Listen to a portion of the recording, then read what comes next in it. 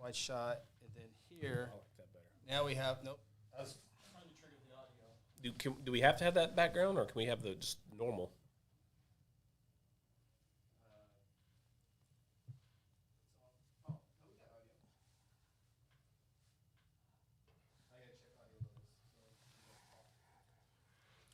Picking any upsets this week, Ronnie? You have to sit back and wait. See. It's the biggest week of the year for me.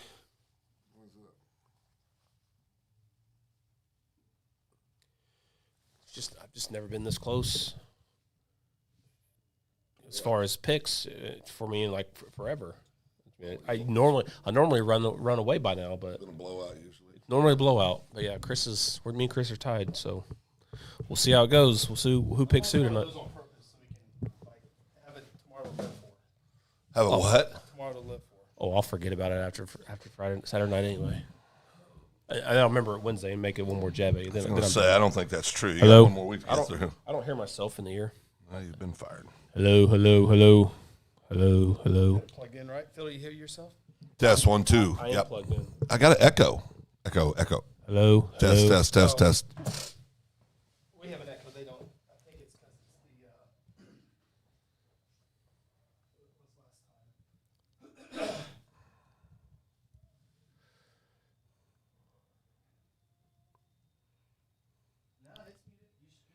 the. Test 1, 2. Test. That's better. Test.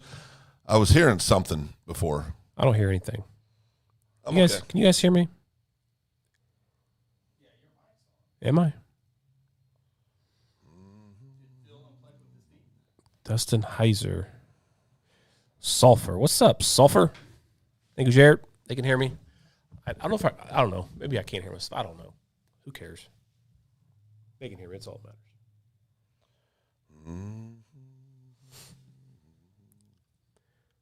Leslie Dayton. What a dirty dog she is. What'd she do wrong? Well, last week she waited for me to.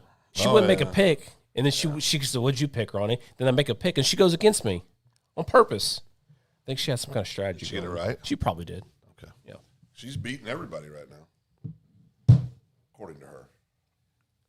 Whatever happened to our friend Dallas? You don't have it. He disappeared. No, Fell off. it's not in my ear. Got it plugged in, right? Oh yeah. Same holes. Always stick it in. I hear myself just perfect. Me too. Hello. I don't hear myself at all. What's going on? I don't know. It's kind of weird. Burgers on the grill tonight. You know what I had for dinner tonight, Jared? I went out and finally bought me a. I keep buying Blackstones and those griddles a lot, and then I get them and then I sell them. But I bought me a Traeger Flat Rock 3-burner griddle. Thing's a beast. Made Philly cheesesteaks tonight, guys. Good. Oh, So good. man, I love that griddle. That thing is nice. What's your favorite meal to cook? Breakfast, dinner, or lunch or supper? Oh, I Supper? think lunch and supper are the same. You think? Yeah, because if I cook, it's gonna be you're not gonna eat the rest of the night anyway. That bad? You got a tummy ache? No, it's that good. okay. You're so full. Yeah, I got the Traeger Flat Rock 3-burner grill there, Jared. I used to have Blackstone, but it's too hot in the center. Like everything is right here. Everything is hot in the center and very, very cold on the outside and in the corners. This one it has really good surface area and where it's hot everywhere. So I really enjoy it. I like it. Sean Silvas just said something. What? The Sean? The Sean Silvas. The best 165-pounder in a quarter century. Just said something on our show. He's a legend. A legend. Legendary. And not in his own mind. No. He's legitimately a legend. You can literally Google him. Google me.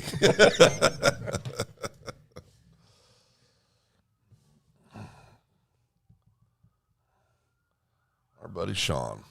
Thank you, Sean. He got a little mouthy with you a couple times this year. I thought you were going to have to put him in his place. Man, he's good at the camera. He is good at the camera. We're gonna make So- a permanent. He's only done it once. Some We're gonna say make a permanent move next Some year? say too good because you know what? Because you know what, Sean.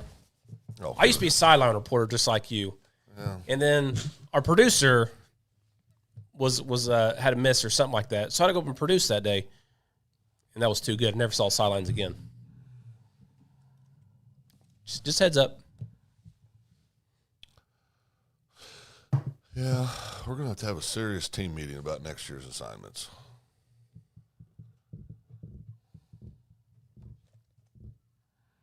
I mean, we'll do whatever he says anyway. We're gonna stop him. Dustin, I am not on the sideline for 3. I was supposed to be, and I got fired. Chris terminated me. Yep. Happens when you call out. Whole nother story.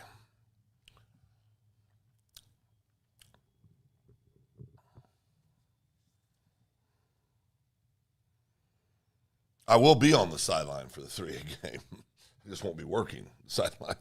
You should come produce and let me go on sideline and watch. It'd be an incredible show. Chris, can you do replay? The 5 seconds that you saw before I accidentally got to shut off the air. Yeah. It's so hard what you guys do on production. It's so hard. I mean, I'm being serious. It is. So many moving parts. Chris added a few shortcuts on the replay thing this year. Yeah. It is. I mean, I don't have to record every play, Phil. Like, there was a big play the other day, and I was just sitting back watching. And Chris was like, "You got it? You got it?" I said, "What do you want, Chris?" And he told us, "Okay, I'll get it for you." And I got it just like that because the shortcuts are just so easy and so nice to have. Every time I watch you guys produce a show, whether it's regular season Friday night or big playoff games or whatever, it does blow me away because there's so many moving parts. Thanks, Phil. 0. It's insane. That went fast.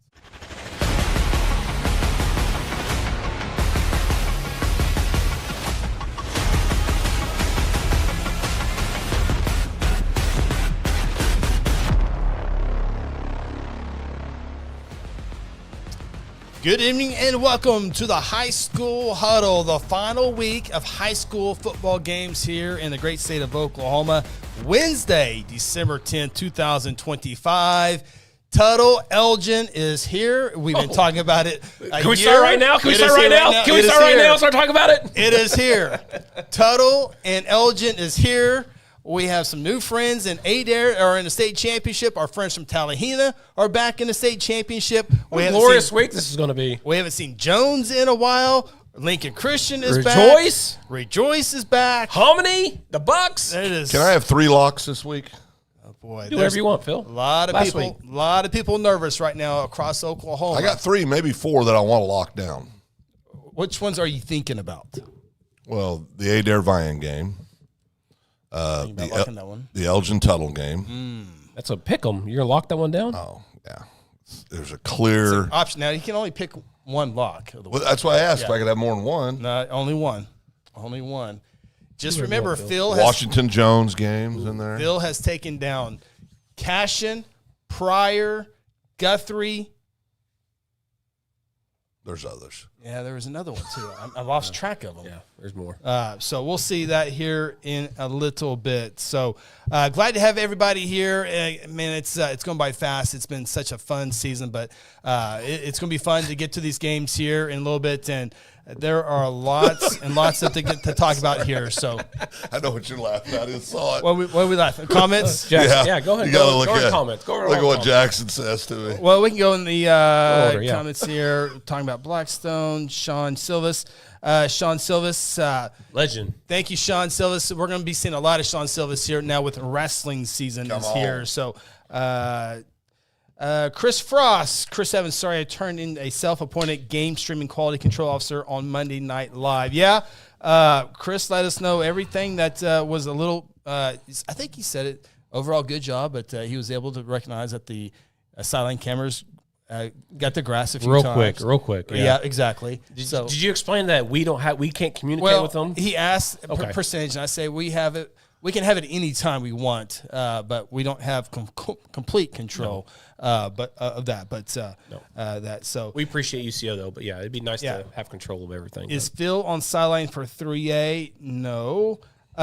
Jason, Chris, remember to go with your heart. Yeah, that goes from Friday night or from Monday night show that we had, and it was talking about that Adair Vian game. Yeah. My heart tells me one thing, my brain tells me another, and I'm still undecided right now on that pick there. These games, remember, these state championship games a year ago were the first week of the playoffs, and they were fantastic. Yeah. Perhaps the best week, 3-day event of state championship games because they were all so close. Well, those games are now this week's games. And I think going into this week, I don't know if it's me being more hopeful, but I said this before. I think this week's games can be better than last week's. I think they will be better. They have to be. And I think that the last game on the lineup has the potential to be the best game of both weeks. In history. I mean, could be an incredible game. Hopefully it lives up to it. Yeah, That's the biggest. That's the biggest that's thing right. there. So It will. Jared, Chris, appreciate you uploading the press conference. That was good stuff. A lot of respect between Tuttle and Elgin. You're welcome. We'll talk about that here in a little bit. Phil, pick wisely. Ritson knows where to find you. Yeah. I spoke with Ritson yesterday, and he seemed to be in pretty good spirits. If he can get a little confidence, he's going to go places in life. Jackson, thanks for picking against Sand Springs last week, Phil. You're welcome. Jared says, we are not afraid of the Phil jinx. That's right. Thank you, Jared. Shouldn't be. That's what they all say. I mean, You're Elgin. You're prepared. that's right. Leslie says, I've only lost 2 of my championship picks so far. One, because I'm a homer. Yeah, you'll learn when you get you progress. You'll get there. She's beating all of us this season. She's already learned. You quite Phil. Opie says, hello. Opie, my buddy. So where was the comment was there a comment? The Ritson threat. The threat. Oh, the Ritson threat. The threat on my life. Well, also thanks for picking Choctaw last week. Yeah. No. Now Chris knows what I said. I picked Choctaw, but I told Chris. Man, I'd love. No. I said I'd love to see Sand Springs win. The hedger. That's not a hedging. You are a hedger. Choctaw You're the would biggest be hedger there is. Oh boy, really? Mm-hmm. Old fence rider over here to my left. I don't know what that means. Jason says, Phil, remember the lawn chairs, the Daily Brunch Cafe, and how great the Warriors are? Oh, I do remember. Jackson said, I knew it. We had it in the bag when you picked Choctaw.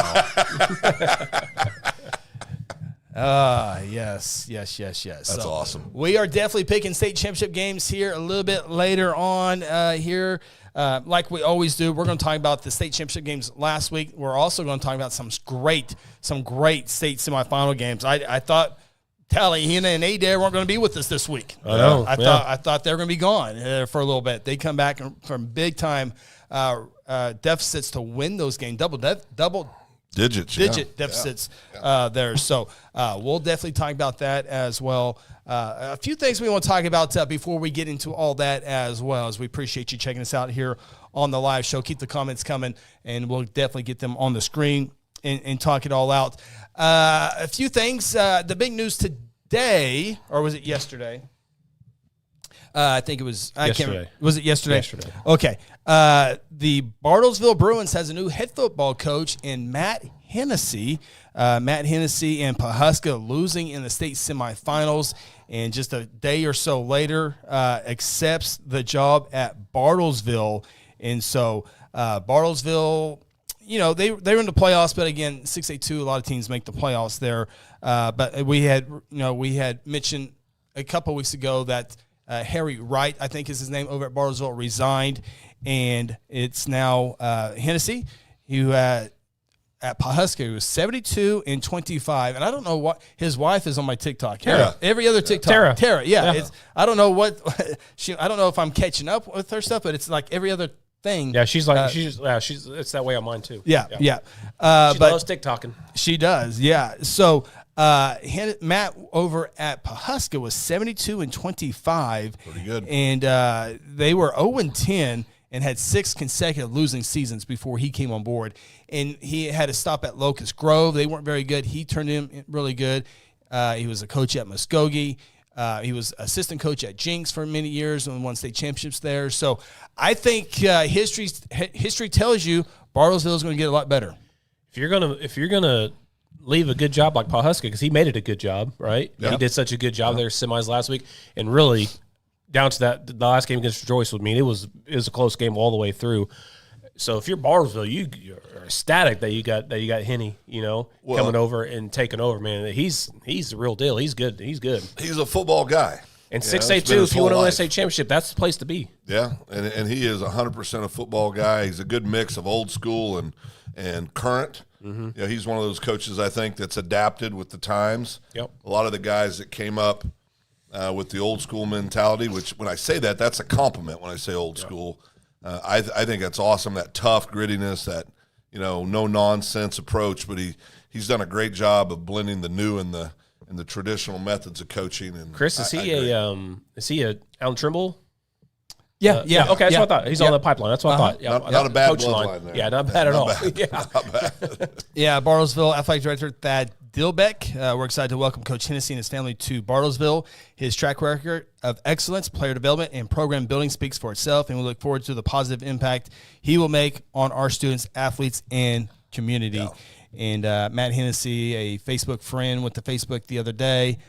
In part, the wins are only a small part of what this place has given me. Talking about Pawhuska, this town gave me my wife. He gave me my church family. He gave me my friendship and balance that feel more like family than anything else. Pawhuska will always hold a piece of my heart. So Not going far down the road. no, Not going no, far no, down the road or across the road or however you want to say it. But congratulations, Coach. Wish you continued success. Yeah, and he had been a candidate at some other places in years past. So, that's I think that's a great hire for Bartlesville. I think it's only a matter of time before they turn that around. And, you know, he's up in that area, so, the transfer world, along with his player development, I think some players can come in. He got the quarterback over from Copan to move over. I don't know if he did, but he received, or the program received. I don't know how it worked. He was given a gift. Yeah. The quarterback over from Copan. So we'll see. Bartlesville hasn't been real good in a while. Been a while. They lost their two best players over to Muskogee a couple years ago. Best running back, P.J. Wallace. I think you're right, though. But, again, to be successful in this portal world, Phil, is you got to want to play for your coach. And I think Hennessy is somebody who you would love to play for. Yeah, There's a difference between there's good coaches out there, but there's coaches that you would run through a wall for, and he's one of them. he's a player's coach. Yes. I mean, he is that guy you're describing, Ronnie, that when he says jump, you say how high, not because you feel like you have to, but because you want to. Yep. You know, and we've all had coaches like that in our life. Hell, I graduated in '84, and I'm still sitting there thinking about Coach Pask and different stuff he said to us. It still carries with me today. And no matter what he asked me to do, my answer was yes. Yes, sir. Yes, sir. And so he's that kind of guy. So I there's no question he'll have success there in Bartlesville. And people will go to want to play in Bartlesville. They will. Because I agree with that. Yep. I agree with that. Chris Frost says he doesn't have to worry about too many private schools in 6A2. It made me think, though, really, when you look at Class A football, Rejoice Christian was the 24 state champions, and I can't find another private school in Class A that has won a state title. Because Fairview, Cashin, Ringling, Tonkawa, Afton, Hominy, Stratford, Thomas, Hollis, Ringling, Wayne, Woodland, Tonkawa, Morrison, O'Keene.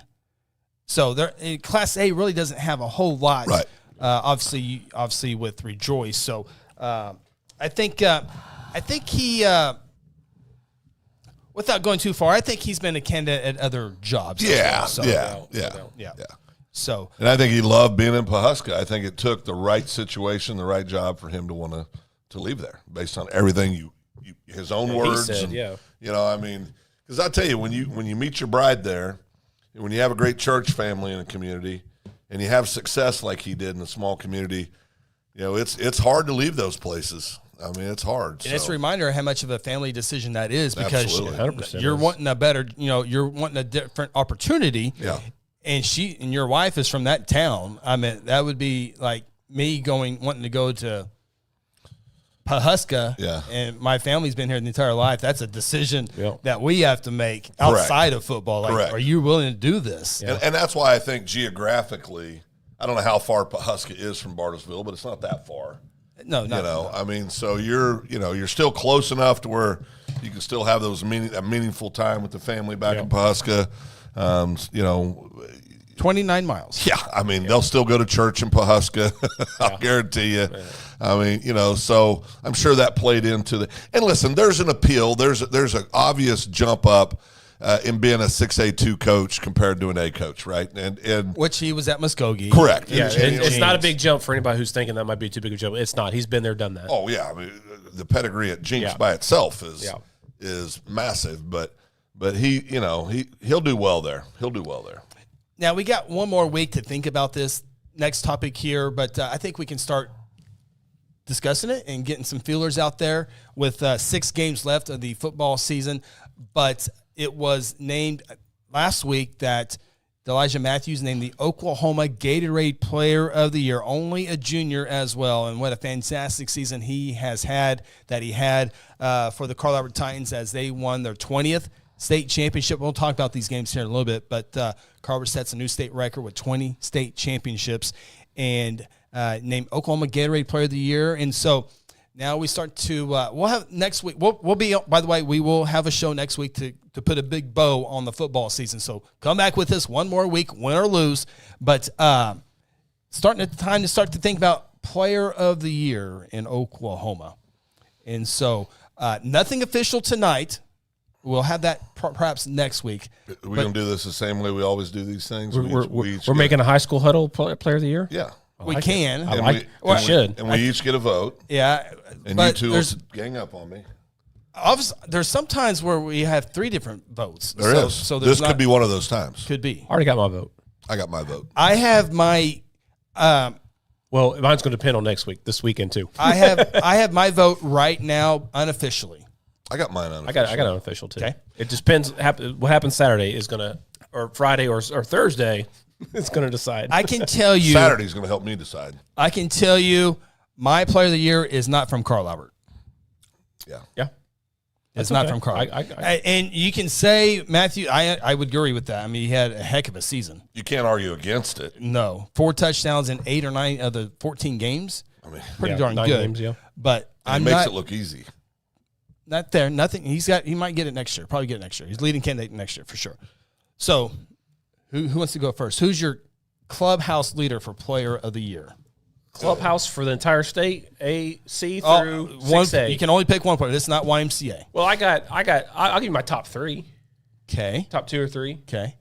Obviously, Caden Jones over at Jinx, phenomenal year, 40-plus touchdowns. He would be in the running there. Jinx all-career rushing record. Absolutely. And just in 3 years, by the way. Yep. Just in 3 years. I think Cruz Campbell would have a argument in that, what he's done over at Tuttle. I think Ritson Meyer definitely has an argument to be in that as well. There's several. Matthews. I mean, he's in it for me as well. I mean, the kid falls down and gains 5 yards. Okay, I mean, it's unbelievable how good he is. I mean, again, would I like to see him play a 6A schedule? Absolutely, but he's still going to be daggum good. So those are some of the ones I'm thinking about. Oklahoma Zwizy. Yeah, good job. Over in ZZ. Rejoice. Stud. Absolute stud. What about the kid from Broken Arrow, number 4? I just went blank. Yeah. I see the comment. Yeah. What's that? Oh. You guys were thinking the same time at the right time. Boom. No, Broken Arrow. Oh, Broken Arrows quarterback? Number Jeremiah 4. Satimba? No, number 4. Not the quarterback. The wideout, tailback. Samaj Stanford. Punt returner. Yeah. He's the best football player I've seen with my own eyes this year. Yeah, he's in there. He's for sure in there. I mean, I don't know if he has numbers to back it up, but he's definitely. And that's such a weird. If you just go off of numbers, I mean, like KD doesn't play both ways, right? You got some kids that play both ways and excel on both sides of the ball. You got some kids that excel in all 3 phases of the game. KD excels in 2 phases. Yeah, he excels in. He's a returner too. That's what I'm saying. He's got multiple touchdowns. He excels in 2 3 phases. of them. Yeah, but the guy. guy I come back to for me, that's my clubhouse leader is Ritson, and it's because he does it in every phase of the game. He's done it not just this year, not just last year, not just the year before, not just the year before that. I mean, he's done it all 4 years. He is the definition of an outstanding high school football player, and he does it all. Offense, defense, never comes off the field, and that matters to me. Yep. I think that's a big deal. Big deal. I can tell you, Tri-Surf says Noah Torres. Of course, Noah had 397 yards for Ryan in the state championship game. That's a pretty good candidate as well. Patricia mentions Landon Griffith. I believe he leads the state in passing yards and passing scores this year. He's going to go over 4,000 passing yards when he plays this week in the state championship game. 51 passing touchdowns. He's got a great trio of wide receivers, Noah Lloyd, Cy Ammons. He's been doing it for a long time. And he had great numbers last year, and he's surpassed them this year. So that's another great candidate. But I got to tell you, Katie's up there, Delijah Matthews up there. But the one I come to right now, of course, Cruz Campbell has some great numbers. We'll go over those here a little bit later on. But right now, I'm leaning toward Ritson Meyer as my player, just for the reasons that Phil said, both sides of the football. I mean, and we didn't talk about that before. I mean, that's independent of a conversation. He just does things. I don't know, dude. I was talking about him this morning with a coffee group, and I said he hits home runs, he wins state titles, he wins football games. I mean, to be a four-time state champion. He's just one of the best high school athletes I've ever personally seen in all the major sports. 3 major sports, yeah. He's a stud in all 3 of them. I guarantee you, he could play basketball too. I guarantee he can do anything if he wanted to. Jason Sharon, Cooper McCord, of course, the 8-area quarterback, also the linebacker. Good Very reason good. why the Warriors are playing for a state championship this week. So there's a lot of great ones out there. You think Ritson can kick a 40-yard field goal? If you gave him a couple times to try, probably. I think that'd be awesome if he could do that. I just think he could do anything athletic. There's just those people out there that no matter what they do, they're good at. I mean, there's a difference between we're talking about what they've done in the high school field and whether that transfers to D1. It's a different conversation. Yeah, I don't look at it that way. I don't either. Yeah, I don't either. But I think that's important for people to know that we're not saying that. Right. But when you we're look not at, going to say he's going to play for the Yankees. Okay? Right. But when you look at body of work over 4 years, I can't think of anybody that's had a bigger impact on their school than Ritson. I mean, he's special. He's special. Ryan Cotting says, I'm with Ronnie, Caden Jones. The one thing I would say about Caden Jones is the times I've seen him. You look very average. Against good teams, didn't have the numbers as he had in other games.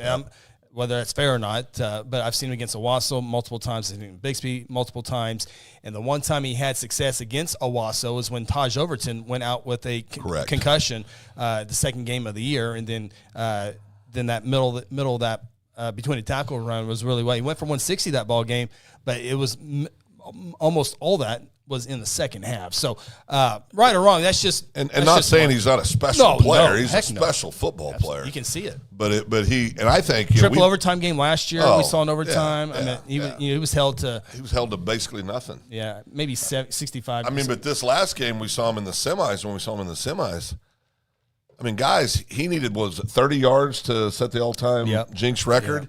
He didn't get that until deep in the fourth quarter.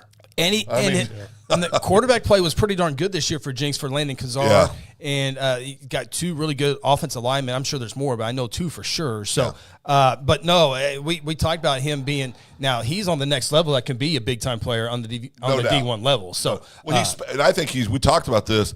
I don't know if he's going to be special at the running back position. This kid's got great hands, and I can see him playing that inside receiver position and being a return guy. I mean, he's a special athlete, no doubt about it. I think he'd be really good at slot. Yeah. Very special.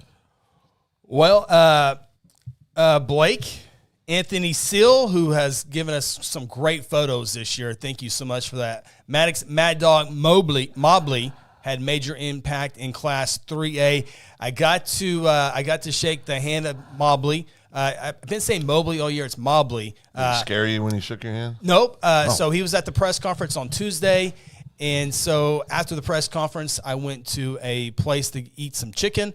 And Coach Cole and the Bulldogs of Sulphur were there. And I saw Mobley. I go, Mad Dog. And he had a big old smile. The name itself should be considered for the High School Huddle Player of the Year. Yeah, and Blake took the photo, but of him going over the top. We had that picture, I think, a couple weeks ago. That was awesome. And we're going to talk about Max, because you remember that great game. I'm not going to get too far, but that great game last year with Lincoln Christian that came down to this far. It was Mobley that came up that short, and he told Coach Cole that we're going to be back in this game and we're going to win this game. So, well, Heritage Hall, here they are. For most part, held. We'll talk about it later, but yeah, held Lincoln there for a while. I've been riding that sulfur train. We'll see. I love sulfur. We'll see. Mad Dog is a huge impact. Absolutely, he is. Got the hair going, everything. So it was good to see him and meet him on Tuesday. And we're going to get a few of these comments in here real quick. Chris says, "Is Eastside 4A 5A weak? Shots fired." Can I jump in real quick? Yeah. 4A Eastside is not weak. I'm just going to start by saying that. There's a lot of really good 4A football teams on the east side. Yeah, I thought 5A. I thought 5A East Side was a lot better this year compared to years past. Yeah. I mean, if you want to compare them to the elite teams, maybe not. But I thought 5A East was pretty good this year. I mean, they were a lot of great teams over on that side. Well, and I think I think prior 10-0. If you're measuring it against, like in 4A against Tuttle and Elgin, we've said all year long we thought they were a step above everybody else, right? Yeah. But that doesn't mean there's not really to define.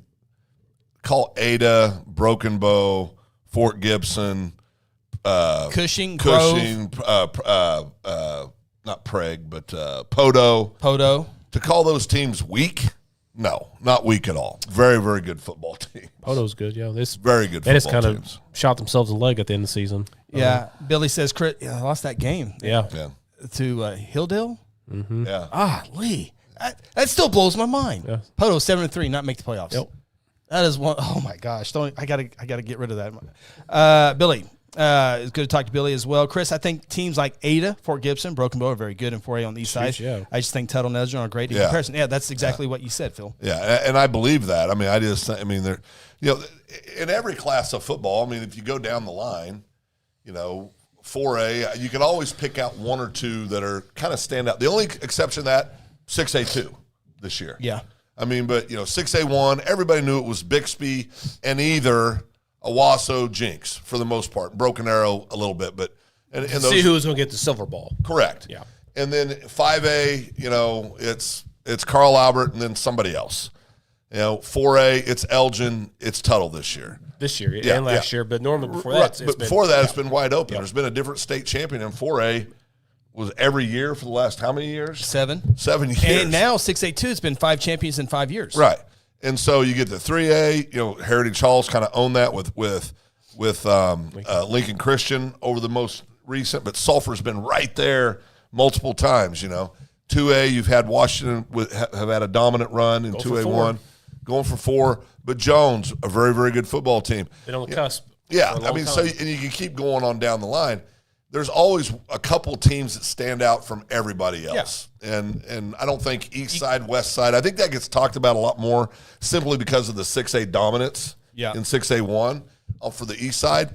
But I think that's it is what it is. There's really good football teams. Doesn't matter what part of the state you're in. Dustin says, interesting, 4A Cushing beat 3A Bristow. Cushing plays in 4A semifinals. Bristow doesn't make it at all out of their district. Yeah, and it's all about playing good football at the right time. Well, and that another was the first, example is Guthrie last year. They got playing at great football time at the right time and made the state championship. Yeah, and remember that Bristow-Cushing game was week 1. Yeah. Week 1 or week 0. I can't remember which one it was, but it was one of the first weeks early on. I mean, and a lot changes, I mean, so, football's – I always feel like there's a group of people out there that think if you don't go undefeated, you're not done. And that's just – to me, that's just crazy. Cushing, great season. Grove, great season. I mean, Ada, yes. Broken Bow, Welcome unbelievable Welcome season. back, Ada. My goodness, we missed you. Yeah. Broken Bow, unbelievable season. I mean, so you got to be really careful, I think, when you set the bar unrealistically high, to where, and you also can't base it, on any, if you've ever played football, anybody can get beat any week. Right. And that doesn't mean that the best team wins every time. Now, I think in high school football, the best team usually does win in high school football. But if you go out there, I mean, look at Jalen Hurts in the NFL on Monday night, has 5 turnovers. That's not who he is. 2 on the same play. So things happen in football. I don't think you can make an assessment off 1 or 2 games. No, not at all. He's just long-winded right there. That was good. That's what I do best. Deep breaths, Phil. We got a long show still yet to go ahead. I do want to get one more topic in. It came from the press conference on Tuesday. Coach Cole speaking. Coach Cole and Coach Ricky, Sulphur and Lincoln Christian, which will be Saturday noon game at UCO. But he said it early on in his press conference. He said once we got past the private school, public school thing, we got better. We put it behind us, stopped using it as an excuse, and just got better. And I'm glad. I was so glad to hear that. Yep. Because in years past, right or wrong on this deal, Sulphur was a big proponent of do this, do that, trying to get away from the private school. Sulphur was pretty big behind the scenes on trying to get things done in that private-public debate there. And so when Coach Cole, by the way, great guy. First class, yeah. You know, it's the first time I got to really, truly hear him. And, man, such a great guy, great leader for Sulphur now in his third season there. But I was so glad to hear that because it's not going away. That deal is not going away. So put it behind, work at it. Sometimes it's I get it. And sometimes Coach Cole, you know, I agree. Put it behind. It doesn't mean there's like, man, what are we going to do about it? There's days, you know, there's times where you get mad about that moment. Sure. But I was glad to hear him say, you know, once we got that behind us, we got more focused on us and we'll do what we can. And it proved it last year. They were this close from winning a state championship game. So well, and I think too with the open transfer rule now, to me that diminishes that debate quite a bit. A little bit, yeah. Yeah, I mean, to me it does. Now there are community schools that will never get transfers. Yep. And some of them are really good football programs. It's a geography thing, right? Well, but you know, I think you got to focus on yourself, like Coach said. Focus on us getting better, worrying about ourselves. Then you just go beat those private schools. Right. I mean, again, the transfer, and we talked about this a million times, but just bring up my point is the open transfer. That I think that only thing that does is give even a bigger advantage to your Carl Roberts, to your Jinxes, to your Bixby's, your big schools, your Tuttles, you know, teams like that. But it just helped those teams up so much more than anybody else. Well, listen, Tuttle's benefited from that rule about as much as anybody in the metro area. Yeah, and I don't know. City metro area. And I don't know if they're transfers or move-ins. I don't know. Yeah, I don't know that I don't either. know, I'm just saying there's been a lot of But it's legal now. Correct. Yeah. And Well, you get easy. you get one transfer. Yeah. You get one transfer. I'm at the Shawnee quarterback. Didn't go to Shawnee Public Schools. He was enrolled online school, and so he would drive from Norman to Shawnee for football practice. Yeah. He never walked in the hallways of Shawnee. Walked the halls, yeah. So that's what the transfer, which That would be so weird. it's so weird. I know. I just hey, we're ready to go to war. Hey, what's your name again? Yeah. Hey, I didn't see you at the pep assembly today. Were you at the homecoming parade? Maybe he was. I'm Right, just but saying, it's just so weird. it is very, very, very weird. So, Did you see what happened at the third hour in the hallway? no, No, I didn't. You mean here? No, not here. So, all right, good to see Charlie and Talihina. We're going to take our opening timeout and come back. Let's start talking about the games that were played last week. And there were some great semifinal games. And weren't able to watch all of them. We were doing other things. So help us out with the game that you were at, and let's talk about these football games.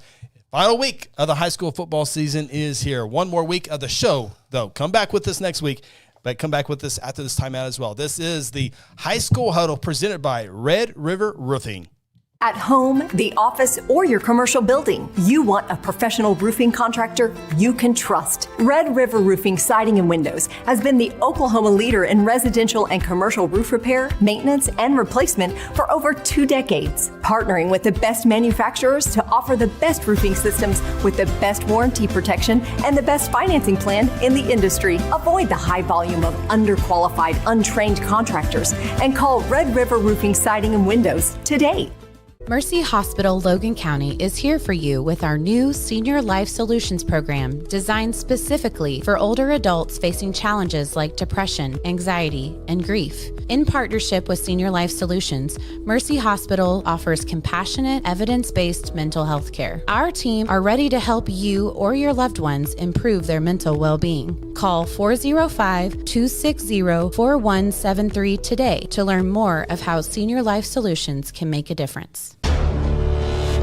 Exxon was founded by two combat-proven veterans to help businesses grow from mediocre to exceptional. We know from experience that your culture and trust throughout the organization drive superior performance. Most business owners focus on the urgent rather than the important. They are just struggling to survive. The team at Exxon helps owners identify challenges, build solutions, and focus on growth. Do you trust your team? Does your team trust you? If not, we can help. We are Exxon.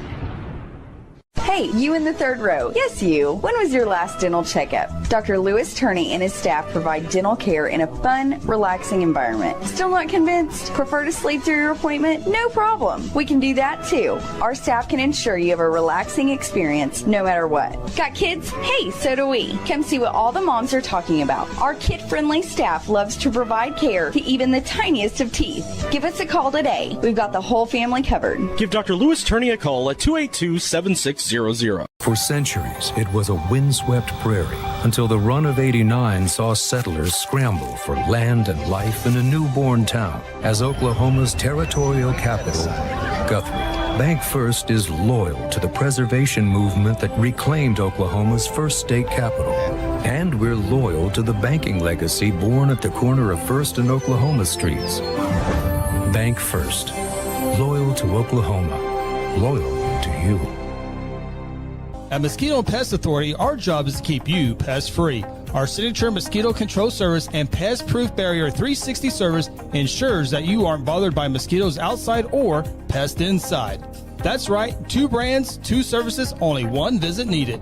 Don't believe us? We guarantee it, or we'll come back at no charge to you. No mosquitoes, no pests, no contracts, guaranteed. Call Ronnie and Sarah Phillips today at 405-916-0471.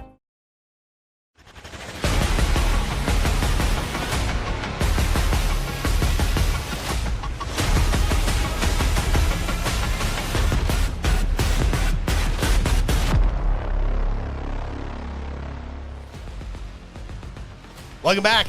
High School Huddle. State championship games are Thursday, Friday, and Saturday. Can't wait for them. Check them all out on the NFHS network. Invite you out to UCO as well. Great games on schedule. Looks like great weather on Thursday.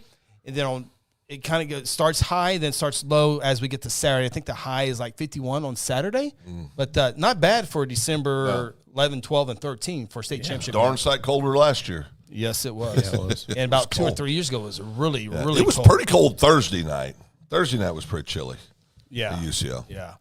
Thursday was chilly, yeah. Yep. I do want to say a big kudos to UCO and the OSSAA for having the press conferences on Tuesday once again this week. And also kudos to the media for coming out to those as well. I was always, I don't know why, nervous. I probably was a little bit nervous for UCO and OSSAA just to make sure they had a good representation. Yeah. It was good. You know, you have coaches coming from Adair and Talihina and Laverne and all these long places. Yeah. Like, man, I really hope it's really good. I had like 85 questions written down in case there was no questions, but there was plenty of questions asked. So good. I didn't feel like I had to. That was pretty sweet. Yeah. Everybody loved it. Yeah, absolutely. And if you want to watch any of those specific press conferences, we do have those on the High School Huddle's YouTube page, and they are broken down by each class, so you don't have to go through all of it. So you can go through there, and a lot of people have already. So that is something that you can do as well on the High School Huddle YouTube page. So, and I'll get the championship highlights posted on our YouTube page as well here next week. Yeah, you haven't done that yet. No, not yet. No. I've been busy. Okay. Looking forward to that, Ronnie. Yep, you're welcome. Okay. Well, I guess we got one more topic that we want to get into, and we want to do that now, and then after that, do we want to start? Yeah, let's do this now. Let's do it now. So Bixby Spartans, they beat Owasso 31-17 in the 6A1 state championship game, And we're going to bring a topic in here in a second. But I do want to talk about the game for just a moment here. But it was a tie game in the third quarter. And Carson Kirby and Jason Mull for Bixby scored touchdowns in the fourth quarter to win it by there. But Cord Nolan, Texas Tech, he was good as usual. He's a true stud. Yeah. Carson Kirby. So here's the interesting numbers with Carson Kirby. He has 8,100 passing yards for his career, 64 completion rate in a career, 1,000 rushing yards, 108 passing touchdowns. Here's the thing that blows me away on Carson Kirby. He lost 2 games to Owasso and Norman. He won 3 state championships. He has 3 state championships and 2 losses on his career. That's insane. Is that not crazy? How do you, because I don't think he's a D1 kid. Probably not. Yeah. So how do you go play anywhere else? It's going to be a letdown. Yeah. You go to JUCO. I mean, it's going to be a letdown. It's going to be a letdown. Unless it goes to UCO. I mean, they have nice facilities and stuff like that. But they're not winning. They're not going to win. Yeah. Well, you can say that for any Bixby kid who's been playing for the last 2 or 4 years. I mean, Cord's going to Texas Tech. I mean, they got a couple. Well, they got the 2 defensive guys going to West Virginia. So I mean, they got some players, and they're not winning at West Virginia right now either. One kid going to OU, a big lineman. So yeah. I mean, but you know what I mean. I mean, if you're not, you play in a program like a Bixby and I would really say Owasso and Jinx too, and Broken Arrow to some degree. I think that'll continue to grow with Coach Travis Hill there. But you know, a lot of these kids are going to go play D2 ball. They're going to show up and they're going to be like, "This is it." Yeah. Here's the game, though. Here's the other thing, and I will bring in this up here. Bixby has now won 8 straight state championships, 4 in 6A Division II, now 4 in 6A Division I. They've won 11 state championships in 12 years.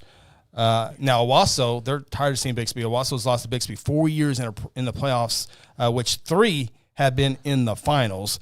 And so Ronnie brought up a good question. I'll let him bring it up here because it's his topic and came up with it. And then we can kind of go back and forth on these right here. And I want our viewers to chime in as well. I mean, Chris kind of already gave you some numbers there about Bixby, and the head coach for Bixby for those numbers is a guy named Lauren Montgomery. Okay, at age 47, Chris and Phil, he has all these state championships. I mean, this is what you compare. 11. Yeah, he's 11. Got 11 of them, and 3 more as an assistant. Okay. So that gives him 14 in his cabinet. At 47 years old, Phil, does that make him the greatest of all time in Oklahoma football history as far as coach? Okay. I misheard you earlier. Now, a couple more things. Our friends over at Tulsa World, Bill Hastings and Barry Lewis, they came talk to us about some stuff. And, you know, and they gave us a lot of these numbers. And I'm going to ask them this weekend because I didn't ask them last weekend, but I'll ask them this weekend. They'll be able to tell you because they know Lauren Montgomery.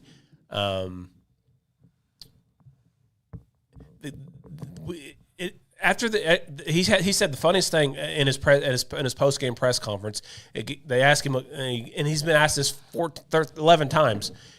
What makes this one more special? You know what his answer was, Phil? He said, "Well, I guess because it's the most recent." To me, he almost looks. It looks like it's not fun anymore. It's not. I mean, it is fun. Don't get me wrong. Winning is fun, but I feel like I think he wants a new challenge, and I think we'll see that eventually. I think he'll get a new challenge. And our friend Bill Hastings said that a D1 school needs to hire him, and people are like, "Well, I don't know about a Power 4," and he goes, "No, a Power 4 needs to hire him. The guy is a genius," is what Bill Hastings says. And he would know because he's followed him for a long time, and he knows that. But at age 47, do you guys think that Lauren Montgomery is the greatest of all time? Well, let me ask this question. It's hard to say no because there's so many legends out there, right, Phil? Well, it's hard to say yes. It's hard to say yes because all the legends, Alan Trimble, he's already passed him. So how many, that's what I was going to ask. Well, not as a head coach. Yeah, not as head coach. How many state titles did Alan have as a head coach? So when you look at state championship coaches, Alan Trimble has 13 state championships. As a head coach. Lauren Montgomery, yes, as a head coach. I'm not going with assistant coaches. It gets Alan Trimble has 13. Lauren Montgomery, now with 11, goes past Gary Rose, who has 10 state championships. There's 4 coaches who have 10 or more state championships. Alan Trimble, Lauren Montgomery, and Gary Rose. Well, for me, the 2 that I was bouncing back and forth between was Coach Rose and was Coach Trimble. So I will say this. I think he stays the course. He will be, but as of today, he's not. I think he's in my opinion, he's because and I'm going to make some people mad, and this is not meant to be a slight.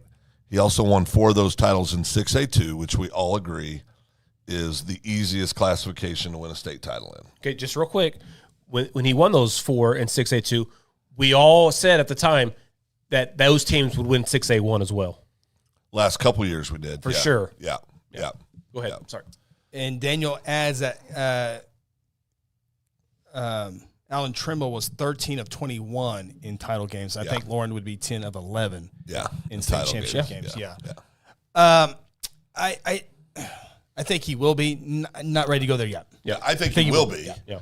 47 years old. I think they're That's amazing, ain't it? I think they've stupid is what it is. I want to say something like 98-3 in their last 100 games. I mean, something along those lines. Yeah, 98 like This team broke the most points in the regular season this year. They beat their old record of 20 in the 2022 football team there. So, so he said, correction, Daniel said 13 state championships in 21 seasons. Yeah. And so Lauren is in the running of blowing past that. Yeah. Yes, but it's hard to. It's just hard for. Part of it is I think all of us that love high school football in Oklahoma would agree with this. Unless you're from the arch nemesis, and even they respected him, it's just hard for me to consider anybody other than Coach Trimble. Yeah.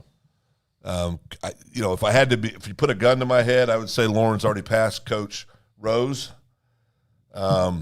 And I hold Coach Rose in the highest esteem. Yeah. But he's probably number 2. He's probably number 2. Well, in another perspective, I think you got to look at, Phil, is the times, okay? And again, Chris, you have a better answer to this, and this is on me, honestly, a question, because I was just a young buck whenever Alan was just rolling up these things. The only thing I cared about was Guthrie football or whatever it was. Right. Was obviously – the times now with Lauren Montgomery and the transfer portal and all that stuff, even though it's just very new, but before that, kids were still moving in places like that to go play for him. Was that as prominent when Alan was a coach, Chris? Was it maybe it was more secretive, or maybe it wasn't as talked about because there was no social media? But was Alan pulling kids from Union? Was he pulling kids from Broken Arrow? Was he doing that? Not like it is today. Okay, not even close, it's more impressive then, right? Then that'd be more impressive. Rocky Kalmus went through the program. Yeah. Now I think Keywan came over from Tulsa Edison to Jinx, if I remember correctly. I think he was an Edison kid, if I recall correctly. So, Tony Wilson, how is this even a discussion? Lauren Montgomery is the best. 11 titles in a row. 10 out of 11, Tony. The landscape of big football changed dramatically year to year and remained on top. Not even discussion for me. How does the landscape of big football change year after year? I'm asking the question. I'm not saying he's wrong, but somebody help me understand that, because 6A2 hasn't changed a whole lot. Thank you, Daniel. Not Tulsa Edison, Tulsa Hell. Thank you, Daniel. Gary Rose and OP says Gary Rose and Alan Tremble need to be in the conversation. Absolutely. Yeah, 100%. That's the discussion. Yeah. But I think to say that 6A balls changes year after year. I remember every year for the last several years we've said, well, Bixby's the hands down favorite. So how's it changing? You see the same 4 schools there every year. 6A2, you see the same 4 schools there every year. Yeah. So how's it changing? I'm interested to see how the pipeline goes for Lauren Montgomery, because he's had the same offensive coordinator, the same defensive coordinator for all these state championships. All right, so they've been around. That's a huge part of their success, right? You don't have turnover. You got people who love being in Bixby, love coaching there, love working there every single day. But some of these guys are eventually going to go out and get their own job. But right now, there's no better place to coach than Bixby right now, is there? No, and I don't know of anybody that's left Bixby to go play somewhere else. I know a lot of kids that's left other places to go play at Bixby. Yeah. So you can also make an argument that makes it easier. Well, and Chris brings up a good point here. I don't know the history. Was all 3 coaches at the same school for all their championships? And when you look at it, the ones that we've been talking about, yes. Gary Rose won all of his there. Alan Trimble won all of his at Jinx. Of course, Gary Rose at Carl Albert. Lauren Montgomery at Bixby. Clinton, Mike Lee over at Clinton, I think he won all of his there. Troy Bowler, I think he won all of his at Shattuck. So all these coaches that have these 7, 8, 9, 10 state championships, I think most of them have come from one school. Yeah, these are fun discussions to have because everybody has a different perspective on it. I think that for me, if he continues the same trajectory he's on now, which there's no reason to believe they're not going to, then I think there'll be a day very shortly to where it'll be kind of like who's the greatest wide receiver in the history of the NFL. I think most people tell you Jerry Rice. Most people. Like when I say most, there might be one or two that doesn't say that. But and I think we'll get there with him fairly quickly. Again, like I said, to me, just me watching the game and him watching over the last several years, it really looks. I mean, he's having fun. He loves his kids. But to me, I think he wants a new challenge eventually. So whether he stays at the high school ranks for the next 2 or 3 years and then decides to go, But I don't know Coach at all. I know him from visiting with him a little bit before some games. Well, it's the most recent, I guess. But when you get that kind of comment, it makes you wonder, right? But what else is out there that he would look forward to? But I could take that this way too. It's the most recent because it's special. It's special because it's right now. That's the way I took it. I see. I don't think he will go anywhere. I agree. I think he absolutely loves coaching high school football at Bixby, Oklahoma. Yeah, I agree. It's his. If there's not statues, there's plans to start building them. They're upgrading all their facilities. They're getting all the kids transferring in. They have a fabulous Little League program. They have a fabulous junior high program. Everything over there is fabulous when it comes to the school, the football program at all levels. And his handprints are on all of it.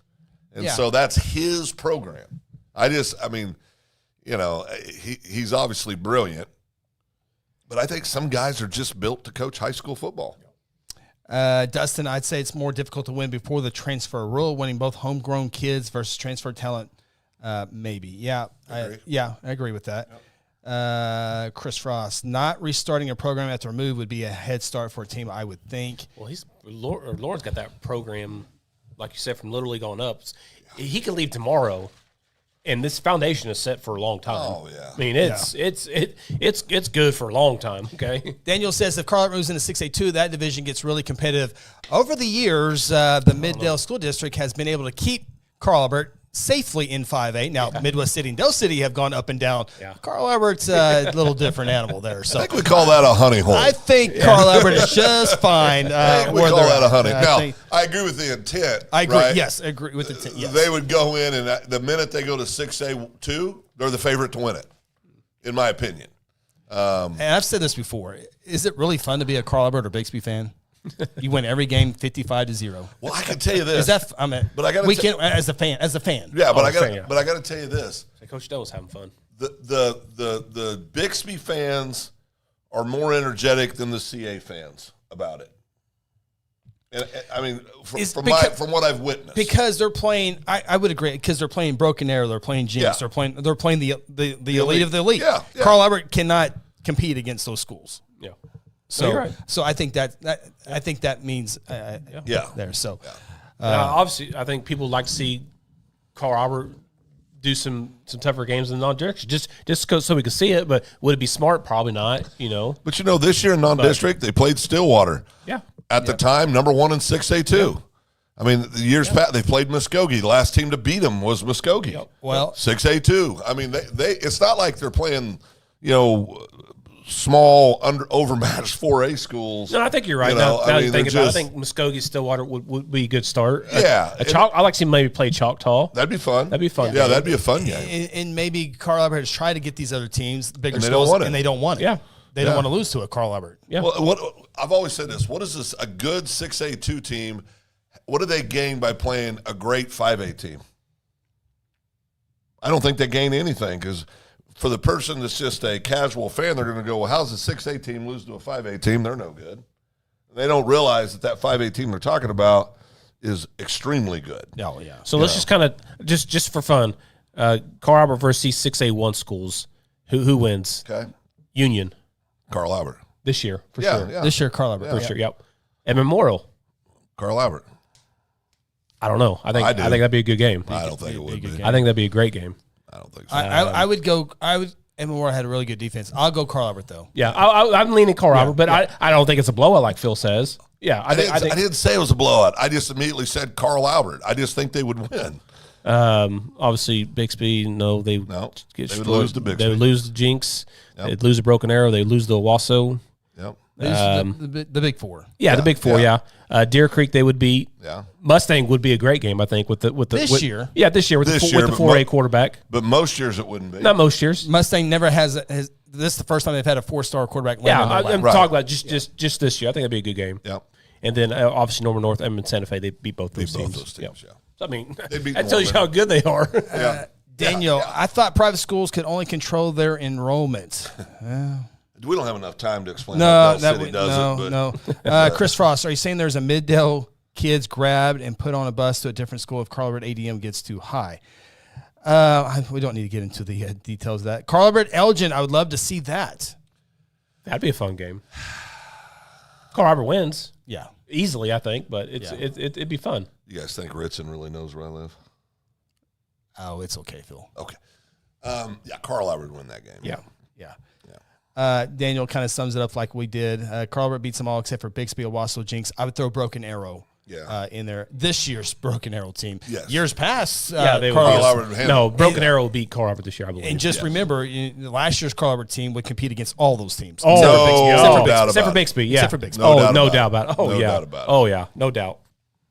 Daniel says CA beats BA. Yeah, could. Yeah, it's not a slam dunk on that one. That would be a fun game. No. No doubt. So, all right. Good discussion. 6A2 football. Congratulations to the Sand Springs Sendites. They get it done for the first time since 1966. You're welcome.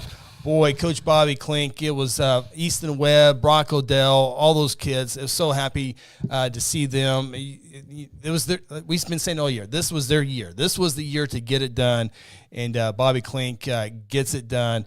And just an outstanding ball game. Remember, they had a rally in the semifinal games against Pump City. Had scored 21 points in the second half to get that victory. And then perhaps it was the best game last week, probably in the finals, as they beat Choctaw 32-27. Well, Bobby Klink, boy, he is about as passionate as he gets, man. It was so fun listening to him talk before the game and at halftime and after the game.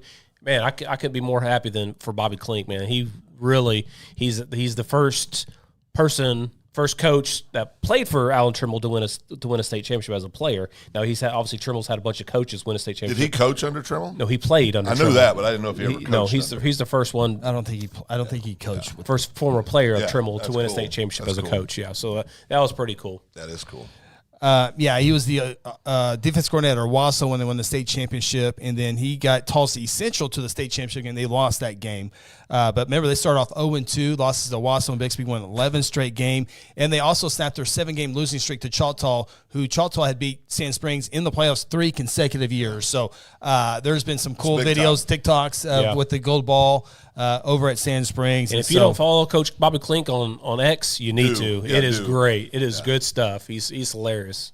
All right. Looks like Daniel's leaving us. So we'll talk to Daniel. you. See you, Daniel. Hopefully we'll see you. We'll be in there. Edmond tomorrow. Congratulations to the Carl Albert Titans, 5A state champions, 48-7 over Bishop McGinnis. Just dominant. Elijah Matthews, 28 carries, 104 yards. Of course, he starts with 4 touchdowns, and then we go after that. But he did the score 4. He is the Oklahoma Gatorade Player of the Year. Congratulations to him. 44 touchdowns in just the rewind 15, 20 minutes. Matthews, 44 touchdowns. Ritzenmeyer, 45 touchdowns with one more game to play. Just shows you how good Ritzen is. 20 state championships for Carl Albert.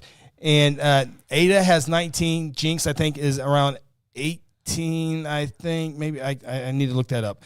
But anyway, Carl Albert now 53 straight wins. That dates all the way back to 2022. Mike Dunn, the head coach of the Titans, has now won 4 state championships in a row. Got a little bit nervous. He lost his first year in the playoffs to Collegeville. Came out of the gate weak. Like, man, are they going to keep this guy around? He didn't win a state title. He didn't win a state. But he has now won 4 out of his 5 years, and congratulations to him. Great coach, and like the way he does Great things dude, over there. too. Carl Albert, 20-1 in state championship games now. That is so crazy. That's why you don't bet against them ever. Booker T. Washington got him. Yep.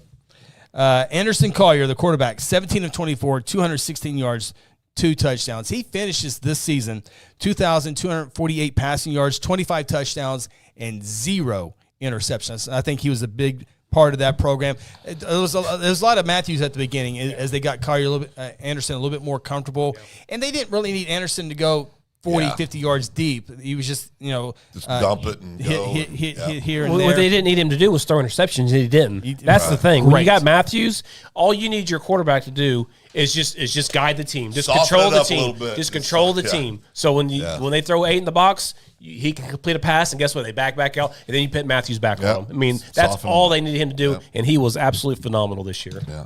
Certainly of course, was. the Blue Jays, Guthrie Blue Jays, gave Carl Albert the best match of the year. Yep. I mean, it was a heck of a ball game.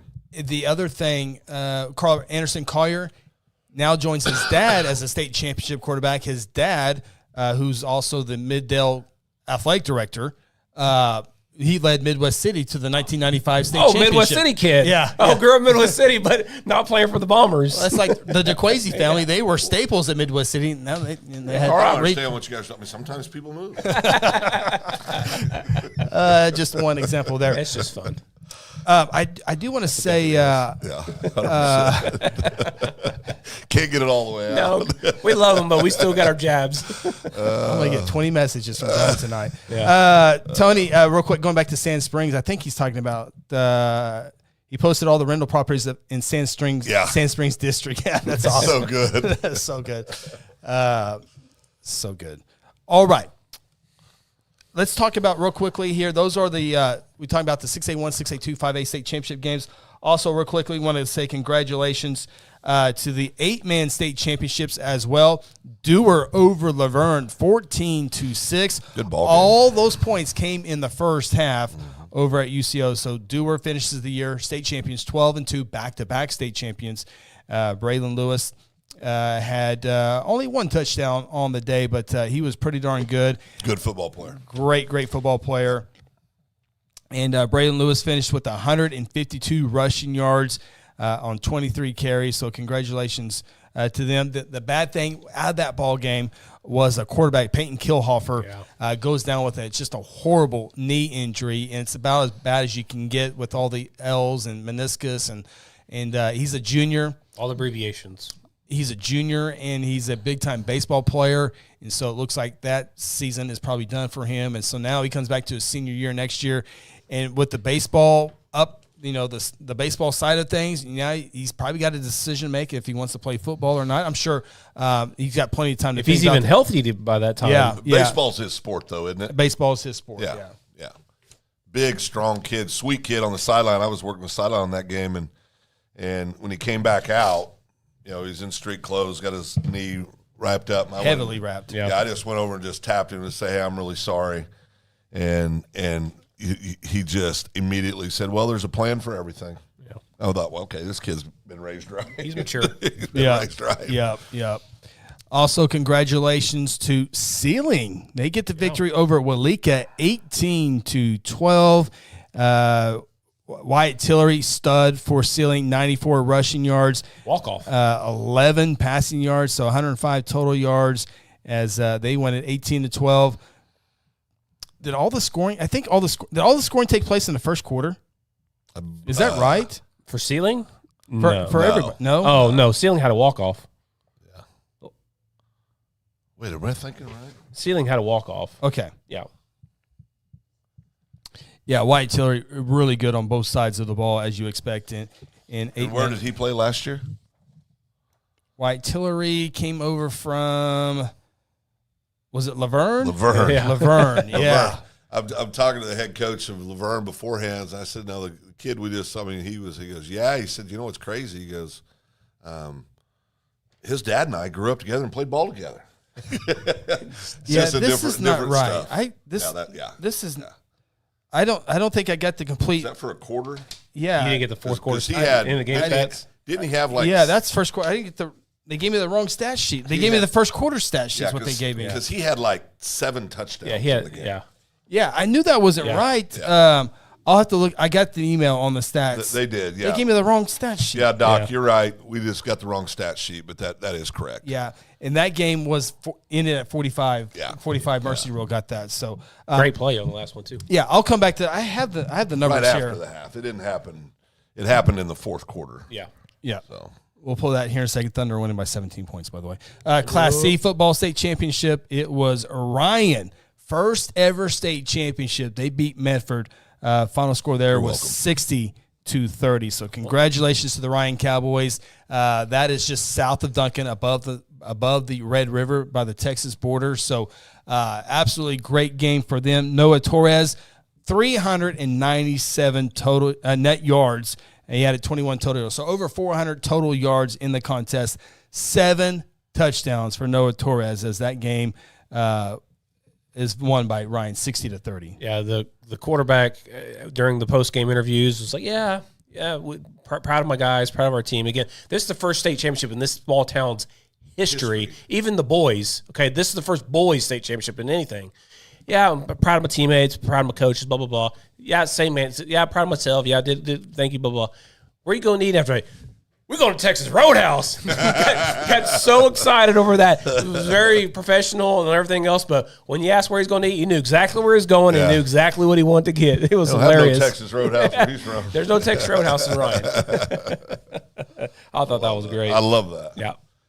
All right, I'm still trying to find that box score on that game, so just give me a little bit there. So those were the state championship games that were played last week. So let's take another time out here on the High School Huddle presented by Red River Roofing. When we come back, let's take a look at some of the semifinal games that were played last week. Still yet, we got all the 6 final games left of the year to talk about. We got a long way to go, and we have our state championship picks as well. So we'll do that. This is the High School Huddle presented by Red River Roofing. Mom, Red River's gonna fix our roof. Buddy, it's gonna be easy getting a quote after that storm. Have you seen those roofers? I could get you a new roof. Wait. It will be out of business next week. Roofing!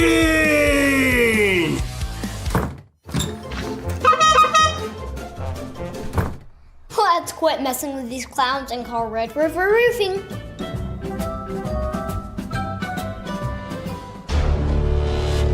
Exxon was founded by 2 combat-proven veterans to help businesses grow from mediocre to exceptional. We know from experience that your culture and trust throughout the organization drive superior performance. Most business owners focus on the urgent rather than the important. They are just struggling to survive. The team at Exxon helps owners identify challenges, build solutions, and focus on growth. Do you trust your team? Does your team trust you? If not, we can help. We are Exxon. Hey, you in the third row. Yes, you. When was your last dental checkup? Dr. Lewis Turney and his staff provide dental care in a fun, relaxing environment. Still not convinced? Prefer to sleep through your appointment? No problem. We can do that too. Our staff can ensure you have a relaxing experience no matter what. Got kids? Hey, so do we. Come see what all the moms are talking about. Our kid-friendly staff loves to provide care to even the tiniest of teeth. Give us a call today. We've got the whole family covered. Give Dr. Lewis Turney a call at 282-7600. At Mosquito and Pest Authority, our job is to keep you pest-free. Our signature mosquito control service and pest-proof barrier 360 service ensures that you aren't bothered by mosquitoes outside or pests inside. That's right, 2 brands, 2 services, only 1 visit needed. Don't believe us? We guarantee it, or we'll come back at no charge to you. No mosquitoes, no pests, no contracts, guaranteed. Call Ronnie and Sarah Phillips today at 405-916-0471. For centuries, it was a windswept prairie until the run of '89 saw settlers scramble for land and life in a newborn town as Oklahoma's territorial capital, Guthrie. Bank First is loyal to the preservation movement that reclaimed Oklahoma's first state capital.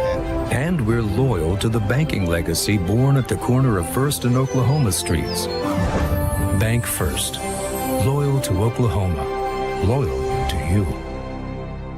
Mercy Hospital Logan County is here for you with our new Senior Life Solutions program designed specifically for older adults facing challenges like depression, anxiety, and grief. In partnership with Senior Life Solutions, Mercy Hospital offers compassionate, evidence-based mental health care. Our team are ready to help you or your loved ones improve their mental well-being. Call 405-260-4173 today to learn more of how Senior Life Solutions can make a difference.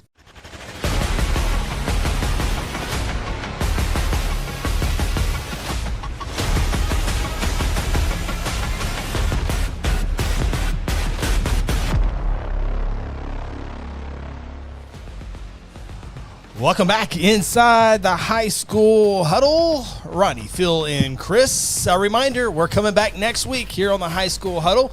Might take a little time off, but we got more shows in the future. We're definitely going to have a wrestling show, high school huddle wrestling show. Somebody's got to cover Ritz and getting 4 state titles. Yep. So stay tuned for all that. Awesome. Stay tuned to social media. And we got some cool things that are coming here on the High School Huddle YouTube channel. Got a cool email. We went over 500 subscriptions, which is awesome because we started at 0 at the beginning of the year.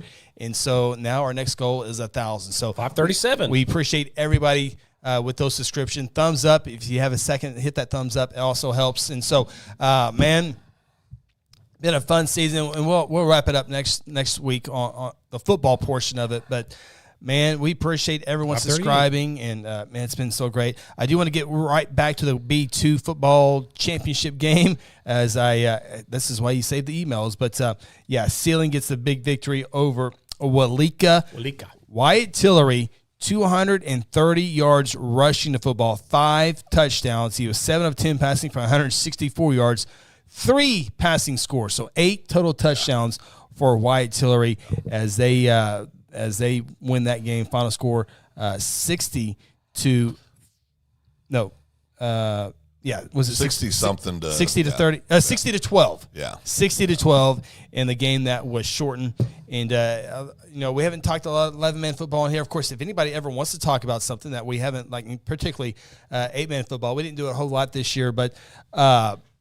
If you win by 45 points, if you're up 45 points or more, the game is over. I forget what state it is, but if you go up a certain amount of points, they have a running clock. No matter what, yeah. I think it's 35 points. You have a running clock. Remember that, yeah. And is it Texas? I can't remember. And if it goes down to 28, then you go back to normal. Yeah. And so, I don't know if that would be something that we see a lot of running clocks. I like that better.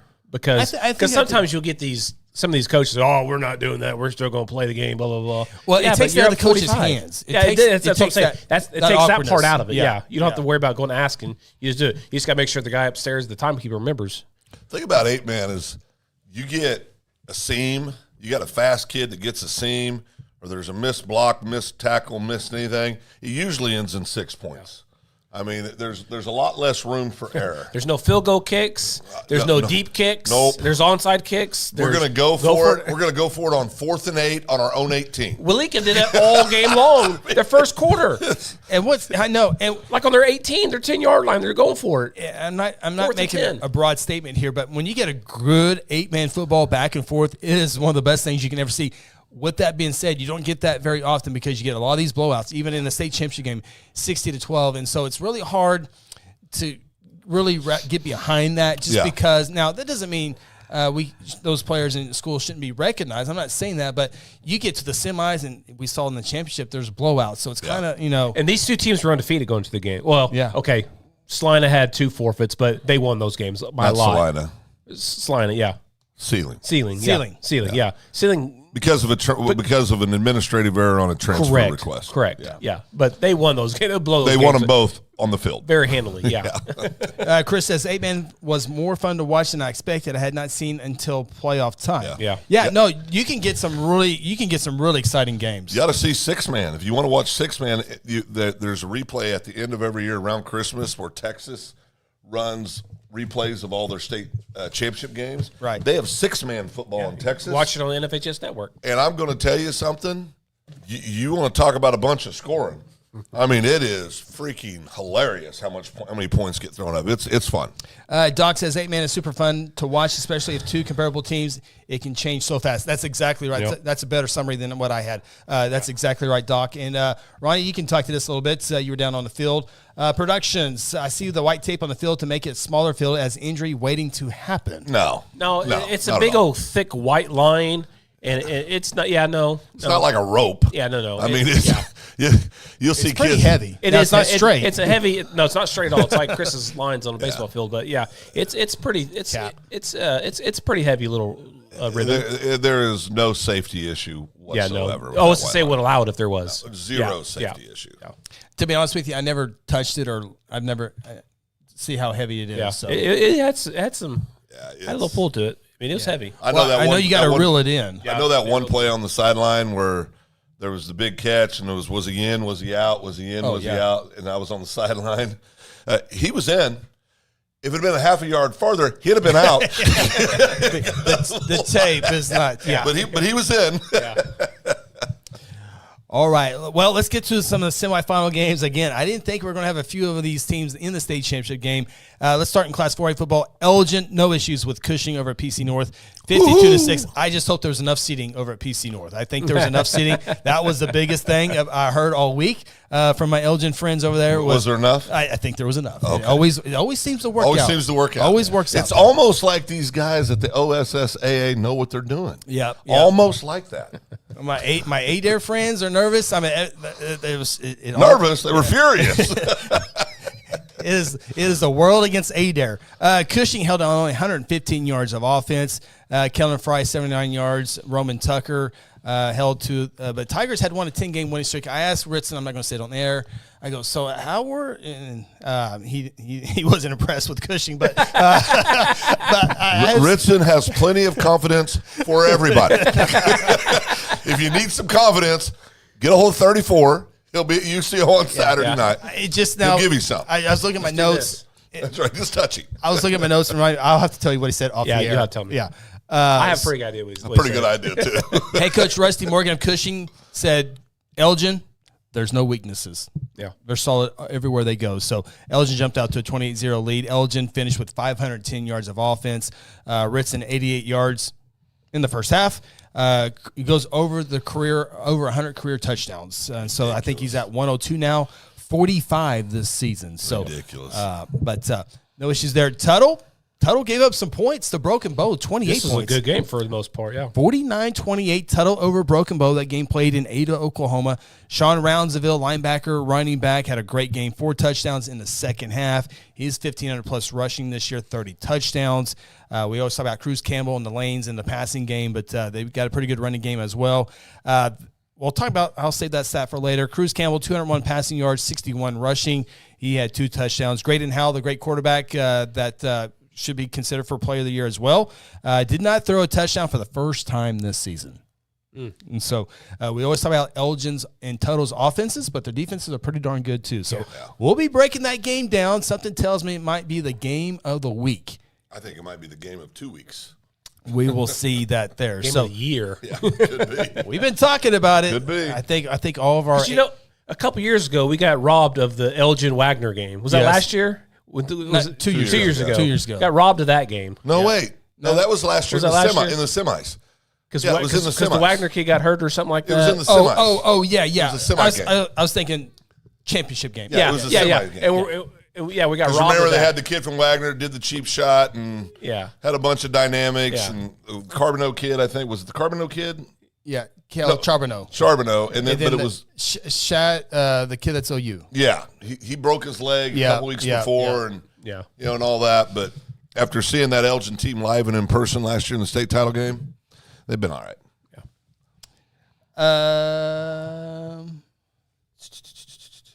I thought no one was commenting. I was like, what has gone on? But I need to scroll up here a little bit here. So, I'll make sure we're gonna get this stuff in here real quick.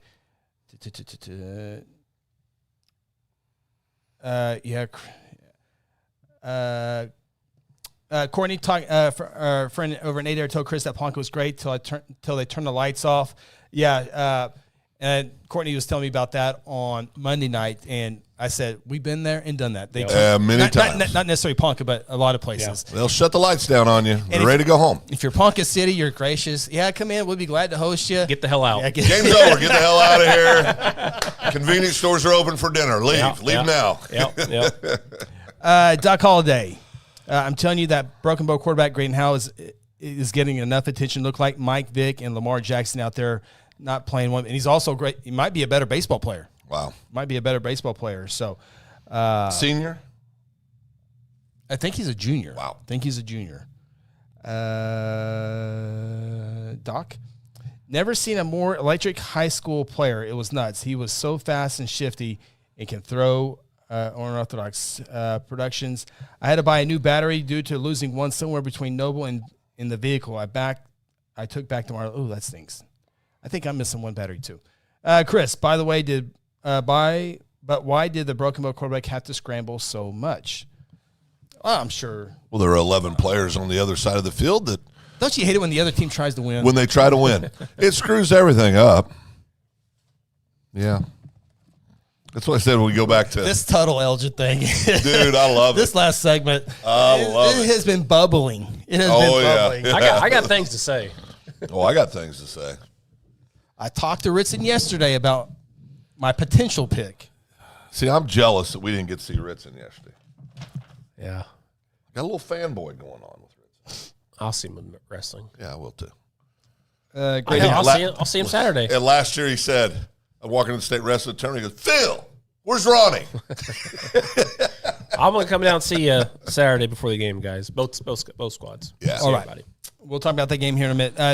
3A football real quick. Lincoln Christian 20-7 over Heritage Hall. Kind of a shocker. Third straight finals for the Bulldogs. 7-7 in the first quarter. Yeah. 14-7. I think it was 14-7. Yeah, 14-7 at halftime. Heritage Hall actually got it down to the 2-yard line, had a penalty, didn't get in, and then Lincoln Christian goes on a 91-yard drive in 12 plays to go up 14-7 at half, and then 2 more touchdowns in the second half. So called the championship run. Yeah, Lincoln has now won 41 straight football games. So what you're saying is they're pretty good? They're pretty good. Heritage Hall, they've lost 5 games in 3 years, all to Lincoln Christian. So, but I don't think there's very many teams in that class are too upset that Heritage Hall is not playing Saturday. Yeah, they're 35-0 since 2022 against teams outside of Lincoln Christian. Yeah. When was the last time they lost a district game? You said a few weeks ago. I was 12. Yeah. It might have been Obama's first term. What did 80-some games? Yeah, it was 80 plus. 80 plus games. Yeah. Jeez. So at least 12 years. So I think it was 2013. Oh, okay. 2013. So and they will take on Sulphur. Sulphur over Perkins, a very good Perkins team too, and Sulphur wins it 35-8, 22-0 at halftime. Carter Cole, 170 rushing yards on 11 carries. JoJo Gray, 13 carries, 101 yards. I think that might be the recipe. It is the recipe for Sulphur to beat Lincoln Christian, that run game, and keep that Lincoln Christian offense off the field. We'll talk about that here in a little bit. Maddox, Mad Dog Mobley. 66-yard touchdown. Bridge Barrett had a 99-yard touchdown pass from Kel Brakefield, and also a 99-yard kick return. He also had a 99-yard kick return against Holland Hall earlier this year. So Sulphur playing a really good football. And, again, they beat Perkins 35-8. That's a very convincing win. Lincoln Christian had a battle a little bit, and I have a very interesting number for Lincoln Christian when we get to them in our championship picks. Get the comments real quick because that's what it's all about. Productions. Comments coming in quick. Productions. I'm still mad about the Jones-Marlowe game. We'll get to that here in a second, Productions. Chad, Tuttle put pressure on him every play, and he would get out of it every time. He was so fast and hard to tackle. That's good for Tuttle, right? They got to see their defense got challenged. Yeah. I think that's a great good thing. I don't think that quarterback was going north and south immediately after getting the ball, though. Yeah. Which makes it a little different than what they'll see this week. Tony Breck Draper, who did play for that game, said the Broken Bow quarterback was beyond electric. Incredible. Yeah. Doc, because Tuttle's D-line was blowing their O-line up 0.3 seconds. Oh, it's just adding up. Here it comes. Productions. Yo, I'm going to Lincoln Christian State game. We'll see you there. Tony, be sure to wear all your Access Huddle passes when you're on the sideline. Negative Ghost Rider. The pattern is full. Nope. Got our own passes. Got our own passes. Chris. Oh no. If they were wear those passes on the Elgin sideline, Coach White might have to kick them off the Elgin sideline. Yeah. I want to blame him too. Yeah. Tony, second Sulphur easily Hannah Perkins this year district foes. Yep. Yes, they are. All right. That is 3A football. Let's get over down to 2A2 football, 2A1 football, excuse me. Jones. Jones and Marlowe, 48-21. Jones with the victory. This is Jones' first title game since 2016. This game was played in Noble Ace and Hanson. 303 passing yards, 2 touchdowns. Jones is a perfect 13-0. Jones scored 28 unanswered points in the second half to take down Marlowe. Jones finally got over the hump there. Yep, got over the hump. Washington, 41-20 over OCS. That game was played in Yukon. The Warriors are playing in their 6 state championships. Brad Beller, man, every time he gets on a microphone, does an extremely great job with that. I can see why he wins a lot of football games, and to be honest with you, I can see why some kids have moved into that area as well. Well, and he's got the secret weapon. His brother, they look like identical twins. Yes. The only thing they do is they wear different color sneakers, which is good for sideline reporters. It's very good. I'm grabbing him, and he goes, "You want my brother?" Mr. Hall, 3 rushing scores, and he moved in from Tennessee. It's not like Washington went out recruiting in Tennessee, but that was a great move in for them. 24 carries, 186 yards. Dickerson, 166 rushing yards and a touchdown. Tennessee to Washington, Oklahoma. That's a weird move. Well, we saw it in Elgin, Tennessee to Elgin. That's military guy. I understand that one. How far is Washington from Tinker Air Base? A ways. Is it? It is a ways. Yeah. Yep, it is a ways. I have no idea if they're a military family or not. I'm just trying to find a connection. Yeah. They'd go to Carl Albert if that's the case. That's true. That's a good point. Creed Barrett, great quarterback, 8 of 14, 119 passing. Also had 32 rushing yards. So it is Washington and Jones in the 2A1 game. 2A2 football, I think there might be a few people interested in this. We having a 2A2 game? We are. Huh.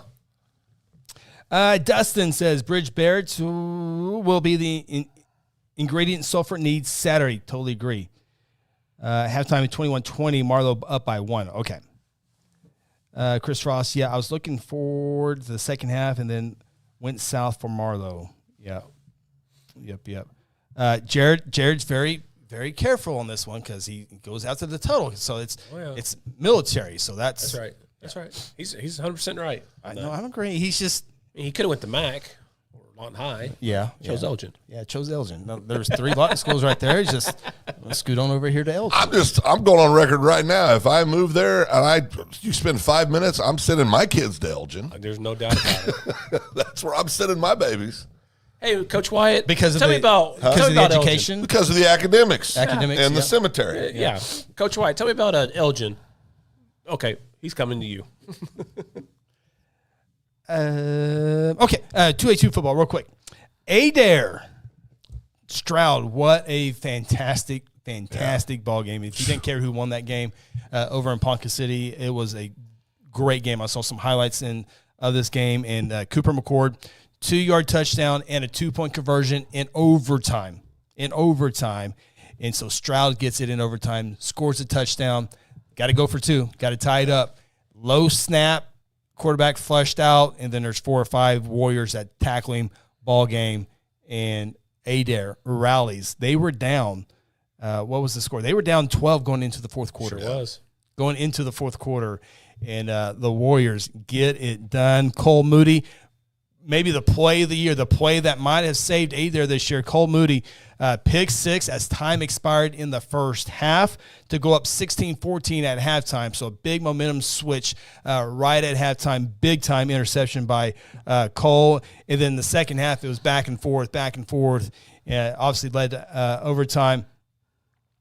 Our dude, Cam Carlson, the kicker, big 69. Big 69. 3 seconds left in the ball game to win it. Came up a little short. 30-yard field goal. We would have led the show off. If 69 would have kicked it through there. We would have had him on the show. It's valid. We would have had him on the show. It's valid. So, yeah, just an outstanding ball game. I And, was nervous. Keep an update on that score while we're working. yeah. Just, we know a lot of folks in Yeah. Adair, you can only imagine the emotions. My goodness. We have gone through the emotions with our teams in years past. Now, being what we do here, we're kind of independent, so we see both sides of the ball. Yeah. We've seen the big rallies. We've seen games go either way, and we've seen fans who have not ever been there and won a state championship and what they get at, and teams who get there and lose. It's emotional. Can I say this? Because the video that's flying all over the place is the freshman kid from Stroud getting trucked. It's all over social media. So good. Well, it's so good, but I want to say this. Okay. Young man, stand tall. You're starting as a freshman on an outstanding football team. We hear he's a great athlete. Stand tall. Yep, he is. You will live to fight another day. You got a lot of football ahead of you. If you play enough football games and you're in a position like that, you're going to get trucked. I don't care who you are. It happens. He don't mind. He went viral, baby. No, he minds. He minds. Yeah. He minds. Well, he's a freshman, and the one who ran him over is Cooper McCord, who is a senior linebacker and quarterback, and it's senior versus freshman, and they're going to win that every time. And so I know it's viral, and I talked to a friend over in Stroud and who let me know that he was a freshman. He's a pretty good athlete. I think he's a pretty good basketball player too. But can you imagine a freshman starting on Stroud's defense this year? That's what I'm saying. How good you got to be? I mean, and I can say this, who has been trucked before in a football game in front of everybody you know, it is the loneliest feeling on a football field. Doesn't matter if you're up by 10 scores or you're down by 10. When you get trucked, so this poor kid's watching this, and listen, I don't even know if he watches the show. Don't worry about it, kiddo. You're going to be just fine. If you're good enough to start on that Stroud defense as a freshman, you're a hell of a football player. You need to know that. Keep battling. One other thing that I forgot to mention, Tony reminds me, got it right here. Stroud missed the extra point to win it in regulation. So just that happens, man. It happens, and how there's not more kicks missed in big games. Yeah. Because I would choke so much. It's all mental. I mean, you put so much pressure on yourself. 0 to hero. Yep. And so. The only thing I think is worse than being the kicker is if you're the long snapper or the holder and you either put a bad snap back or you mishandle the ball, because that's the only time people ever talk about you. Mm-hmm. They know you. That's not good. Yeah. It's not good. Yeah. Benny is a great player. Yep. And Stroud, Tiger Nation lets us know possibly Stroud's quarterback next year. So, I mean, if you're a freshman starting on Stroud, he's a ball player. Keep your head high. Doc says this will make him a better player. Yep. So, yep. Don't give any scouting reports away. Tony's in the house. Uh-oh. Stroud, no scouting reports for Tony. He'll go tell everybody. Smalley is a great kid and a great baseball player. Dad, former state senator Jason Smalley. Oh, okay. Very good. Small world. Small world. Thank you for that, Tony. Stroud had a bad snap on a 2-point try in overtime. Yeah, it was. I love what Jared just posted. Low snap. Jared. I deep snap in college and made it ESPN not in a good way. Coach Mick told us about that, yeah. To a point. Scott Mick told us about that. He sure did. Yeah, He sure did. And Very first game of his college career, I believe. Which proves Jared's whole point. Scott Mick's still talking about it 30 years later. Yeah, we were driving to Catoosa, and he brought that up. I was like, did. oh, wow, you know Jared. Yeah. It's a small world. Yeah. Well, I had an EMT board meeting this morning here in Guthrie, and our deputy Logan County. But here in Guthrie. Oh yeah. But he is a guy that thinks very highly of Jared. There's a lot of people that do, but somebody here in our hometown thinks of him. Our deputy chief was telling me some good Jared stories this morning. Yeah. So it's and I'm going to see Jared in January, so that's going to be good. By the way, we got invited to the Pizza Corral down in Elgin. Oh, when are we going? Well, we got to find time. But what are we doing now? We were invited. We were offered a dinner there. So, How late does it stay open? I think Chris likes to get home at a respectable time. So if we left right now, we would get there at 9:00. So perfect. Hit the button. All right. Let's get this here real quick. A1 and A2 football, and then we're going to take our final break and come back and make state championship picks and see how Phil did last week.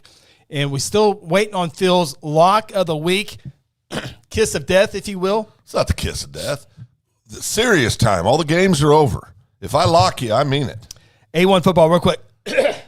Tonkawa beats Pacola 37-12. Game played in Catoosa. Got that one right. First title game since 2018 for the Bucks. Yeah. First year head coach as well.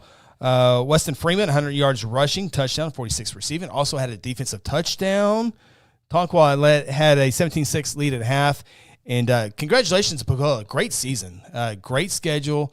Had some great playoff victories as well. So Tonkawa, a very good team. What's the quarterback's name at Tonkawa? I don't know if you had his numbers on there. No, I don't think I do. I think Mark Rogers might have been talking about him getting offers from everywhere. And I think it was a Tonkawa quarterback. I could be wrong. Yeah, it's somebody who played last week in the semis who's playing this week. Well, Rejoice got a 4-star quarterback that's a sophomore. Could be him. Campanero. Yes, it is him. Yep, that is him. Yep. The rich get richer. Yep, you're right. That is him. So that is Rejoice. Yeah, that is Rejoice's quarterback. They needed every second of the game to beat Pawhuska, though. 42-34 game played over in Oologah. It was 14-6 after the first quarter, 14-12 at halftime. It was back and forth the entire second half. Campanero, 9 of 12 passing, 277 yards and 3 touchdowns. Xavier Zizi Okafuwizi, 91 yards and 2 touchdowns as Rejoice gets past Pawhuska in a very, very good A1 football game. And so it's going to be a big-time battle between Tonkawa and Rejoice Christian for the state championship. Big-time battle. We'll have our good friend Kenny made an appearance. Oh, I was thinking about Kenny today. So I was listening to the High School Huddle on the podcast on Spotify, Apple, or wherever you get your favorite podcast. I was listening to week 2 because I forgot to upload last week's because I got busy. Oh, we had championship games the next day. I need to get that uploaded. And we were talking about Rejoice Christian, and I listened to the show back, trying to make it better. And Kenny was going off on Rejoice that week. It goes off every week, but Kenny's consistent. Yeah, I was thinking about you, Kenny, today. Listening, driving back from UCO today. I always smile when I see our friend Kenny's join the show because he's going to bring some flavor. Yeah, absolutely. Love it. Productions, where did I go to send pictures in from the Lincoln Christian game coming up on Saturday? The best ways probably are through email, highschoolhuddle@gmail.com. highschoolhuddle@gmail.com, but we're also on social media, Facebook, Twitter, Instagram. So you can get it there as well. Did you mention Vian beat Davis? Did we talk about that? I don't feel like we did. We are. Oh, did I skip A? I think we did. Because we got to talk about Adair. I just want to make sure we talk about Vian. Because we got that one right. Yeah, we'll find out next segment, Phil. Oh, we got that one right. Yeah, I do want to bring up Vian. So I don't know the right comparison here, but Davis has been a thorn in Vian's toe, side, finger, everywhere you can get a thorn, all the parts for so many years, and they get it done. They beat the defending state champions 21-0, and that goes a long ways for Vian. They're not happy. They want to win a state championship, but Vian, first points for Vian came with 1 second left in the first half, and it was Cash Trammell to Ledger Folson. Vian gets revenge in last year's title game. Yep. And what's crazy is we see Vian every year. It feels like at UCO, and they make deep runs. Vian has not won a state championship since 1971. Nuts. I would assume they would have 2 or 3. They've been so close. Yeah. And so I know they have a great game plan this week for Adair, speaking with a couple folks in Vian today. And, man, they are excited to get there. And we've seen it, teams that have had a hard time. I'm trying to think of who it was. Ryan had a hard time getting past Tipton, beat them twice in the same year on the way to a state championship. So now Vian's feeling really good about themselves. They beat a nemesis that has beat them. And now they get past them. Sand Springs. Choctaw, exactly right. Yep. So now we've seen teams do what Vian is trying to do. Vian, you're on the clock. Yeah. So we'll talk about that game here in a little bit as well. Thank you for bringing that up. I didn't want to overlook that there. So the only other class that we need to get to is A2 football. And Talihina, Didn't think they were going to be here, boys. Close one. They beat Fairland, and congratulations to Fairland. Coach, Great year. Coach Ryan Laverty is the superintendent. I think it's his second year. They were 3-7 last year, and they haven't been a really good football program over the years. But the superintendent Laverty, who's been at 6A coaching jobs and has done a fantastic job, has brought winning back over there. So congratulations to the other Owls in the state of Oklahoma. Great job to them. Tallahena. Landon Griffin, if you don't know the name, be sure to get that NFHS Network subscription. He's worth the admission. If you can't make it to UCO, he's worth the admission. And he hit Cy Ammons on a 50-yard touchdown pass with about 25 seconds left. It was a perfect into Cy's hand about the 10-yard line. Cy goes into the end zone, and it was just crazy. Golden Tigers in the stands, Golden Tigers on the field.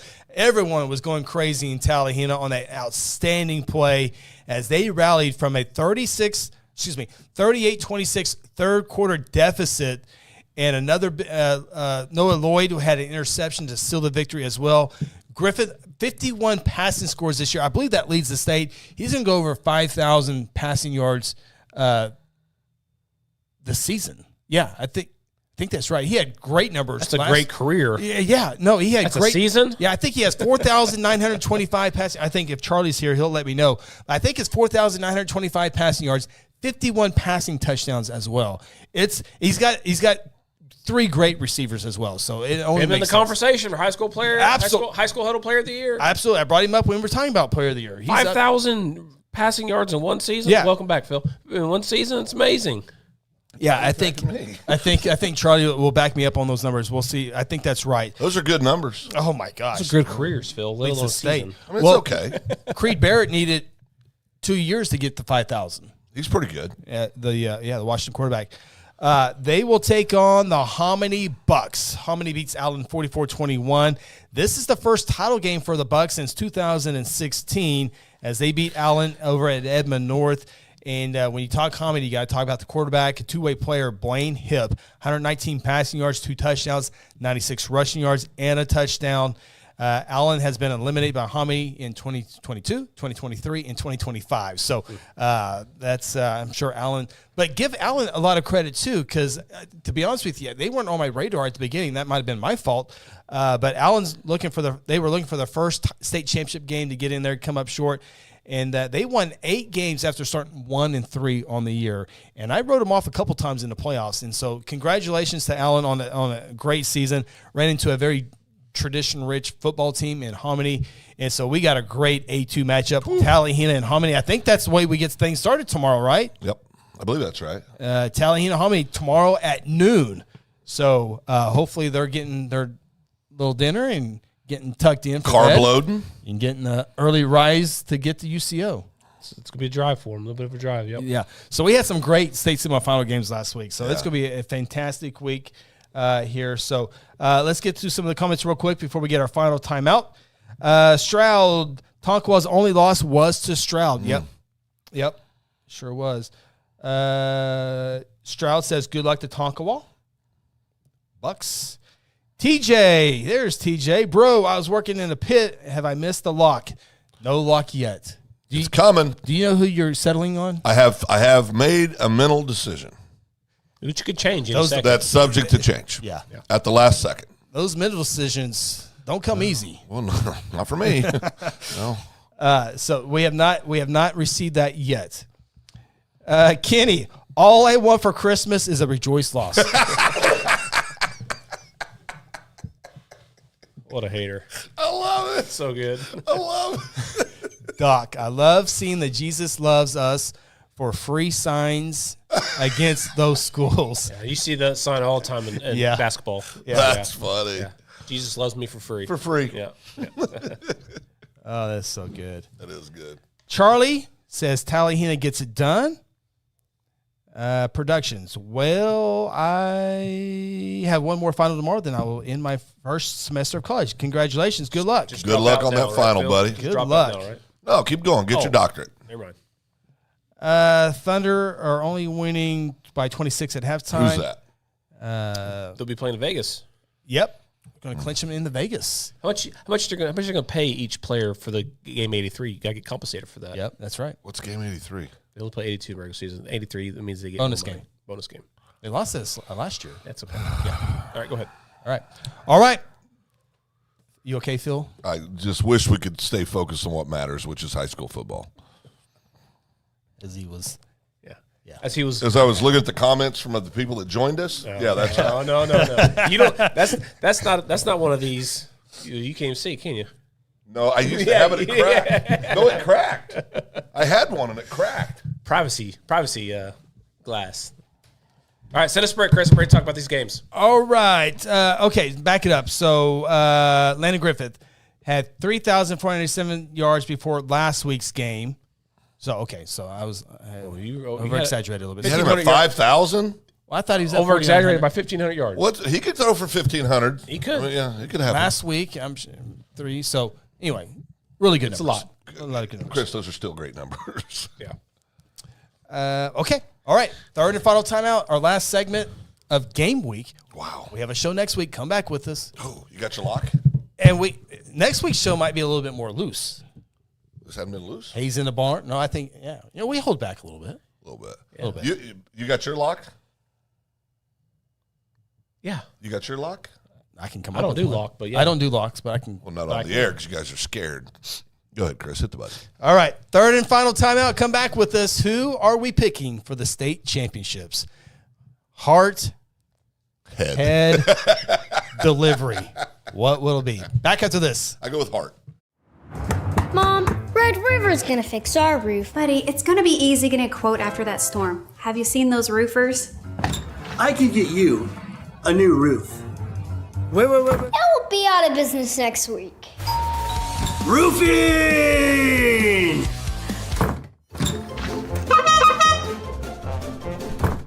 Let's quit messing with these clowns and call Red River Roofing.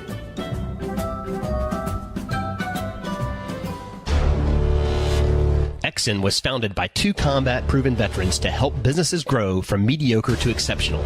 We know from experience that your culture and trust throughout the organization drive superior performance.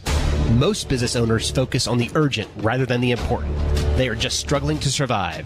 The team at Exxon helps owners identify challenges, build solutions, and focus on growth. Do you trust your team? Does your team trust you? If not, we can help. We are Exxon. Hey, you in the third row. Yes, you. When was your last dental checkup? Dr. Louis Turney and his staff provide dental care in a fun, relaxing environment. Still not convinced? Prefer to sleep through your appointment? No problem. We can do that too. Our staff can ensure you have a relaxing experience no matter what. Got kids? Hey, so do we. Come see what all the moms are talking about. Our kid-friendly staff loves to provide care to even the tiniest of teeth. Give us a call today. We've got the whole family covered. Give Dr. Louis Turney a call at 282-7600. At Mosquito and Pest Authority, our job is to keep you pest-free. Our signature mosquito control service and pest-proof barrier 360 service ensures that you aren't bothered by mosquitoes outside or pests inside. That's right, 2 brands, 2 services, only 1 visit needed. Don't believe us? We guarantee it, or we'll come back at no charge to you. No mosquitoes, no pests, no contracts, guaranteed. Call Ronnie and Sarah Phillips today at 405-916-0471. For centuries, it was a windswept prairie until the run of '89 saw settlers scramble for land and life in a newborn town as Oklahoma's territorial capital, Guthrie. Bank First is loyal to the preservation movement that reclaimed Oklahoma's first state capital. And we're loyal to the banking legacy born at the corner of First and Oklahoma Streets. Bank First. Loyal to Oklahoma. Loyal to you. Mercy Hospital Logan County is here for you with our new Senior Life Solutions program designed specifically for older adults facing challenges like depression, anxiety, and grief. In partnership with Senior Life Solutions, Mercy Hospital offers compassionate, evidence-based mental health care. Our team are ready to help you or your loved ones improve their mental well-being. Call 405-260-4173 today to learn more of how Senior Life Solutions can make a difference.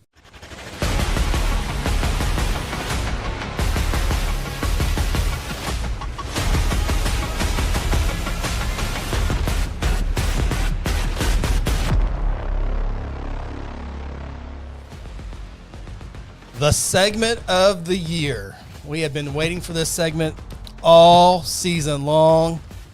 There are some big-time games, some big-time decisions to be made here on the High School Huddle. We are presented by Red River Roofing, our title sponsor, along with our great sponsors as well. Ronnie Phillips, Phil Nichols, Chris Evans. I know everybody's been waiting to pick these games. And before we get to those games, though, let's see what we had to do last week. Last week. It's going to be very boring. Yeah. Pretty vanilla. 7-3. 7-3. 7-3. You know what that means? Ronnie, grab that hat. Ronnie, grab that hat. We tied, Phil. Yeah, we tied. But I carry it because I won the week before. I don't make the rules. I just live by them. It's going home with me after the season. I think pretty sure they said you have to win the week. Tanya gets mad when I wear this around the house during the week. She didn't like it. Okay, you know what? You know, you should start putting curtains on your front windows when you're vacuuming. The way you Why vacuum, would I do that? The way you vacuum is very aggressive. Everybody lives to see that on the Ridgecrest. You're just going to knock stuff down. Just put it behind there. Ronnie, don't tell me what to do. There you go. That's perfect. Perfect. There you go. That's good. That's good. That's good, Phil. Just prolonging this segment. There we go. What's wrong with that? I want to talk about football. Oh, okay. I thought you wanted to talk about the NBA. Oh, you want to? No. Okay. So last week we're all 7-3. Everybody on this panel picked Tallahassee to beat Fairland, Adair to beat Stroud, That's right. Carl Albert to beat McGinnis, Easy pick. and Bixby to beat Owasso. Obvious. Everybody. We got to pick that up. Got to pick that up. Is that an omen? You cannot have them on the floor. Whew. Okay. We got to think of a better We way. got a helmet right there anyway. You got to represent twice. That's true. It shows up as blue though on the green screen. All right. Okay. Good job. 3, 2, 1. Everybody lost Jones Marlowe. Yeah. We picked Marlowe to beat Jones. Yes, because Back and forth. I follow you. Back and forth. Chris and Ronnie won. Dewar over Laverne. Duh. Ryan over Medford. Sand Springs over Choctaw. Easy. Yeah. I didn't pick Ryan. Oh, I didn't pick Ryan. Could have swore Apparently I picked not, Ryan. no. And you're trying. Are you overdoing this to say that you overshadowing that you beat Choctaw? It's the hedge spot, yeah. Yeah. What about the Choctaw Sand Springs game? Well, I wanted Sand Springs to win the whole time. But you picked Choctaw. Under duress, but yeah, I did it. Chris and Ronnie lost Walika Ceiling. That was a tough one. Yeah. T. Fred confirms you were on the game, so you didn't call that one. Phil won Tonkawa Pacola. A tough pick. Vian. We didn't even pick that game. Yeah, because it was too tough. Correct. You guys set it out. And Phil did pick Vian over Davis. Yes, I did. That's a good pick. Thank you. Yeah, 50-50, but it was a great guess. I mean, great pick. Well, every game's 50-50, Chris. Is it really with you, though? No. Phil lost, but Huska rejoice. Close. Close, Phil. Yeah, Coach let me down, then he left. Tony, Phil did have 2 other picks. Just got to him. Yeah. Jason says, Phil, just put it on. Okay. Game number 1. Game number 10. I'm a little Number 6. Number 6. I'm a little nervous. Are you? Yeah, a little bit. I live for these moments. This is beautiful. This time Love to shine, baby. This Lights is it. are on. I'm ready to go. Love it. I love this time.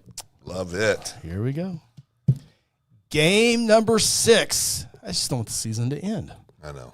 Tonkawa. First show. Tonkawa, 12-1 on the year, taking on Rejoice Christian. It is the A1 state championship game. This game will be played tomorrow night at 7 p.m. over at UCO. If you can't make it over to UCO, you can find us on the NFHS network. First meeting between these two schools. Both teams' only losses coming to larger schools this year. Tonkawa to Stroud, Rejoice to Cassia Hall. Bucks' first title game since they won it all back in 2018. Of course, Kenny relives last year's Rejoice Christian Eagles state championship, has the DVD of the highlights of that championship. Loves year. it. Trying to go back-to-back. Kenny and the Eagles trying to go back-to-back. Kenny's head just exploded. Tonkawa, first-year head coach Trenton Harmon has done a fantastic job in year number 1. I'd say so. Fallen a legend as well. Rejoice Christian Brent Marley has won 111 ball games. He's only lost 27 of them. It is the Class A1 state championship game tomorrow night at 7 o'clock. Should be a fantastic, absolutely fantastic ball game. All right. First comment I see is Kenny. Let's get to this here real quick. That's so good. What did he say? About how many? Okay. Courtney goes with Rejoice. Junk goes with Tonkawa, but really the Eagles. Kenny says Tonkawa by 35. There you go. Tonkawa by 35. Never lets me down. So he's giving Rejoice a little bit of credit now. They're only getting me by 35. That's right. Not Fitty. Fitty, I think that's an Adair term. All right. Yeah, that's an Adair term. Jared goes with Rejoice. Leslie goes with Rejoice. Dustin says the Squirtle panel unanimously picks Sulphur. We haven't got that's a different game. Okay. Doc goes with the Bucks. Tony goes with Rejoice. TJ goes with Tonkawa. Productions goes with T-Town, Bucks.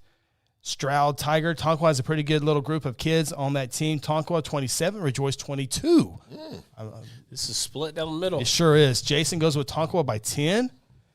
And Kenny, what Rejoice actually is playing a real team? They played a couple of good teams. Played a good one last week. Louie over on Facebook, Tonkawa by 10. Benny, Rejoice by 6. Man. So people are saying there could be more of a Tonkawa blowout than a Rejoice blowout. Well, if you factor in Kenny's prediction, yes. Well, no, I'm not definitely factoring that in. No, that never once came across my mind. All right, Phil, it is your time. Real quick. Is this going to be your lock? This is not my lock. You're still on the clock, Adair. It's not my lock. Still on the clock, Vian. Man, Rejoice. I've had so many teams reach out to me not wanting Phil to be on the lock. All right, Phil. I got 2 texts today I can show you from people. Phil, do not lock us now. I go back and forth on this. Tonkawa is obviously an outstanding football team. Rejoice has been great all year as well. Both 12-1, both lost to larger class schools. There's something about the Buccaneers, though, that makes me feel like this could be a game, and I think this would be an upset. And I like myself some upsets. Give me Tonkawa to take down Rejoice Christian and win the gold ball. Wow. By the way, great logos. Great for both teams. logos. Great logos for both teams. Yeah. Orange and blue. Great color matchup. Great everything. Tomorrow night, 7 o'clock. Can't wait to watch that one up close. Kenny, Phil, please pick Rejoice. Sorry, Kenny. Okay. By the way, TJ allows you to say Fitty. Fitty? Thank you, TJ. That is allowed to be pronounced there. So Kenny's Rejoice logo's ugly. Petty Kenny. I'm going to start calling him Petty Kenny. I love it. He's so consistent. I love it. It's so good.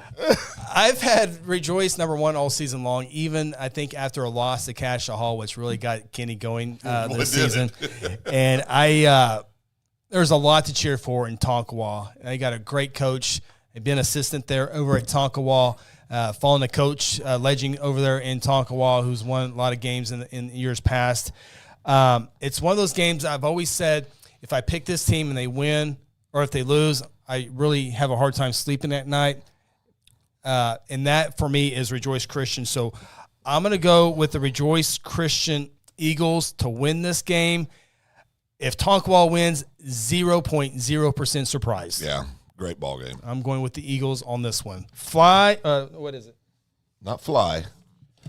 Rise above. Yeah. Rise above. Thanks for the helmet. I'm glad we got that in before I picked against them this year. There's no do-overs. No. No. I signed the letter. Okay, good. I think Rejoice is going to have the 2 best players on the field in this game. And Phil always says that typically. I agree. Will make you win a lot of ball games, and I think this is the same thing with Rejoice. So give me the Eagles.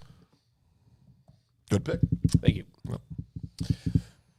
Wrong, but it's a good pick. Okay. Only 5 more picks left of the football season. There they are. Great logos, great colors. Man, Those are it just great pops logos. right there. Those are great logos. All right. Game number 5. Game number 5. It is the Hominy Bucks and the Talihina Golden Tigers. This gets it all started tomorrow at noon at UCO. 12 o'clock start. A Division II state championship. 4th meeting between these two programs, all coming in the playoffs. Last time they met, 2017, Hominy by 2 scores, 36-22.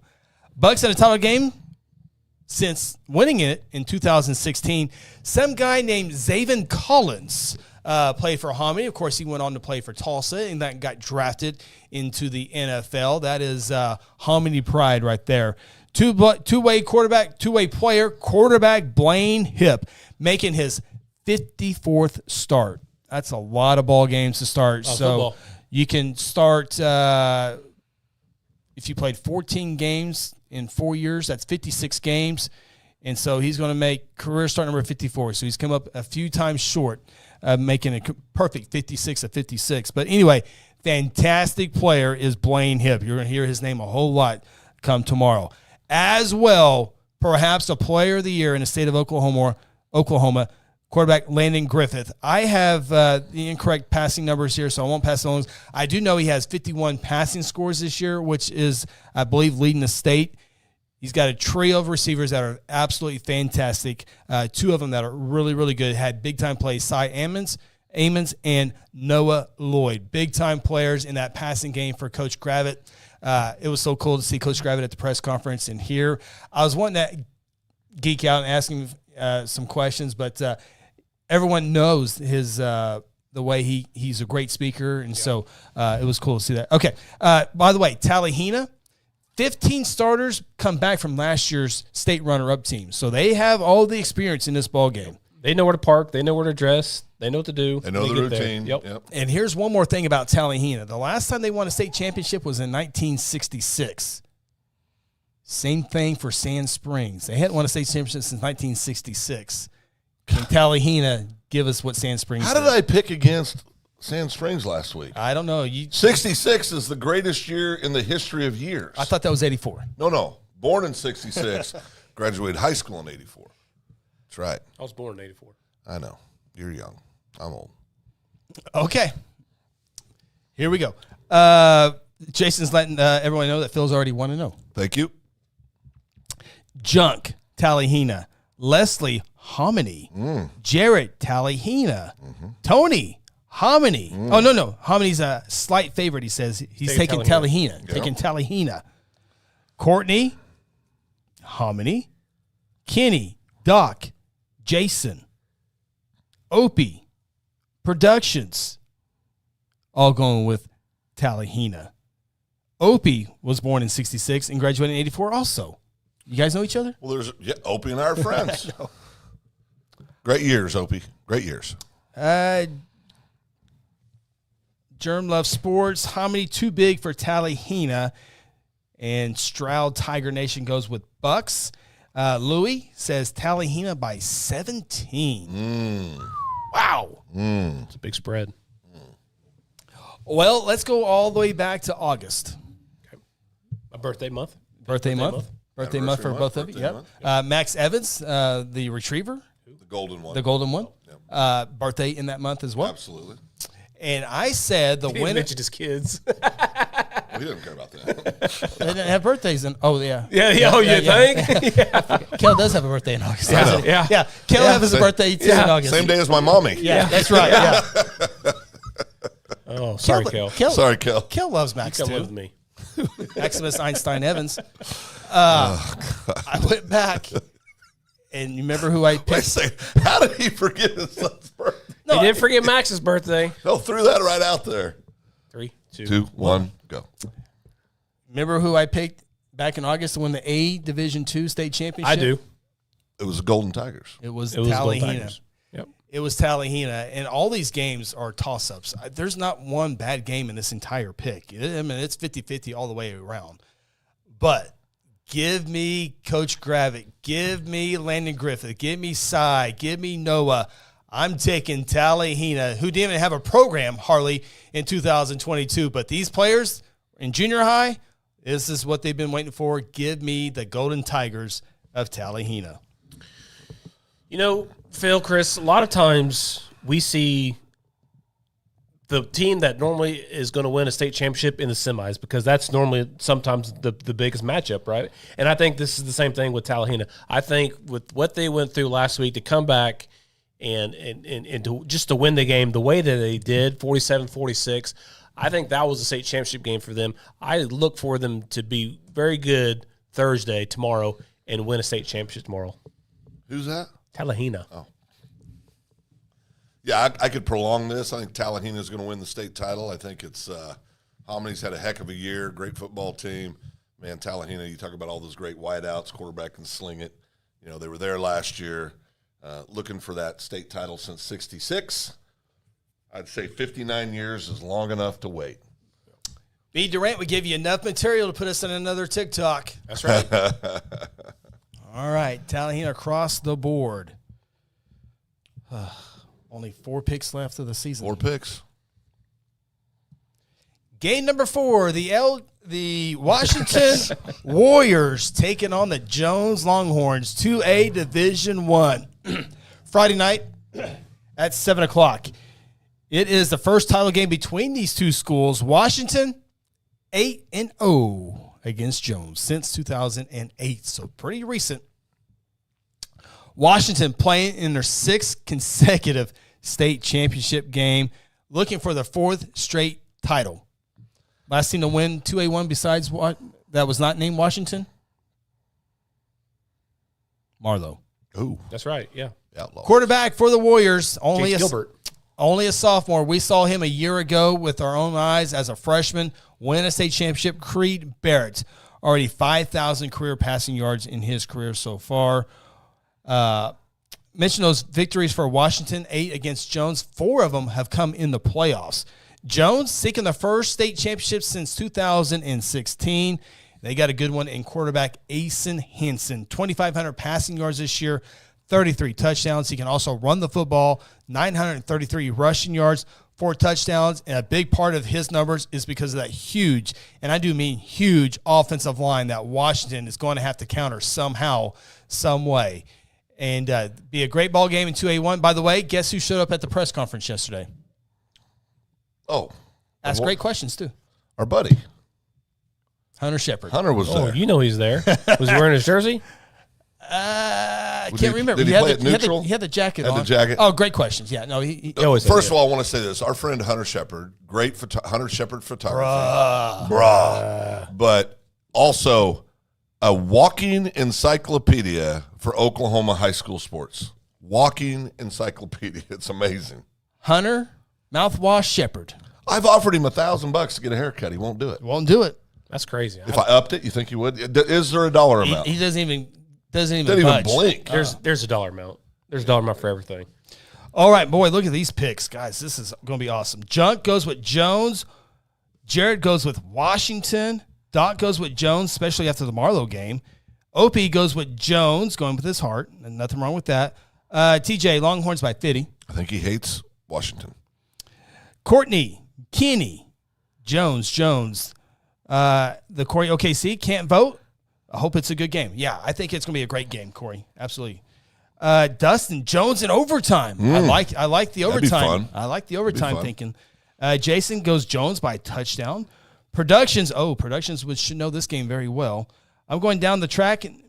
The mean and green going off Rex. Go Horns, go Horns. Wow, give me the Warriors to break this one. Give me the Warriors to break this down. Stroud goes with Jones. Tony, Washington is a 2.5 favorite. He'll take Jones as much as it pains him. It's okay. All right. Leslie goes with Jones. Louie goes with Washington. Germ loves sports. Thinks Jones takes this one. Blake, you ain't kind of about knowing everything. Hunter is awesome. Oh yeah, he's awesome. Yeah. And Charlie goes with Jones as well. Yeah. 50-50 on the 50-50. Yeah. Well, Jones. I mean, Washington is so good, and they're literally their little slip up against a team who's playing a state championship this year. Sulphur. We're one game away from talking about the highest win streak going on in Oklahoma, not Colorado, right? Right. That's how good they've been over the last many years. Again, going for the 4th state championship. But I just like this Jones team. I love the Longhorns. Should have picked them last week. I didn't go with my heart. Should have went with my heart. I'm going with my heart tonight. I'm going with Jones to take down Washington and end the streak of the Washington Warriors. Sorry, bruh. Bruh. My bruh. Hunter. You're going to hurt Hunter's feelings. Yeah. That's all right. Yeah, we talked about this game this afternoon a little bit, Chris, on the phone. And We did. And Jones, phenomenal year, phenomenal football team. There's just something in me that, and I told Chris this, I think they're the more talented team this year, but I'm going to take Washington. I think there's something about that pedigree. I think there's something about it means something. these kids. They come in there, they know what's going on. That coaching staff is phenomenal. They'll have these kids ready to roll. I think it's going to be an incredibly exciting game, but I think Washington finds a way to win.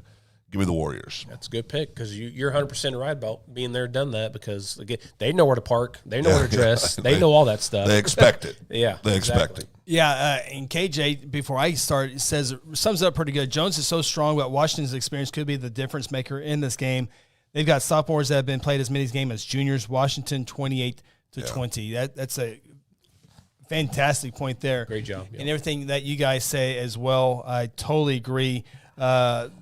I like Washington because I like their experience. They got a quarterback that's been there and done that in this game on this field.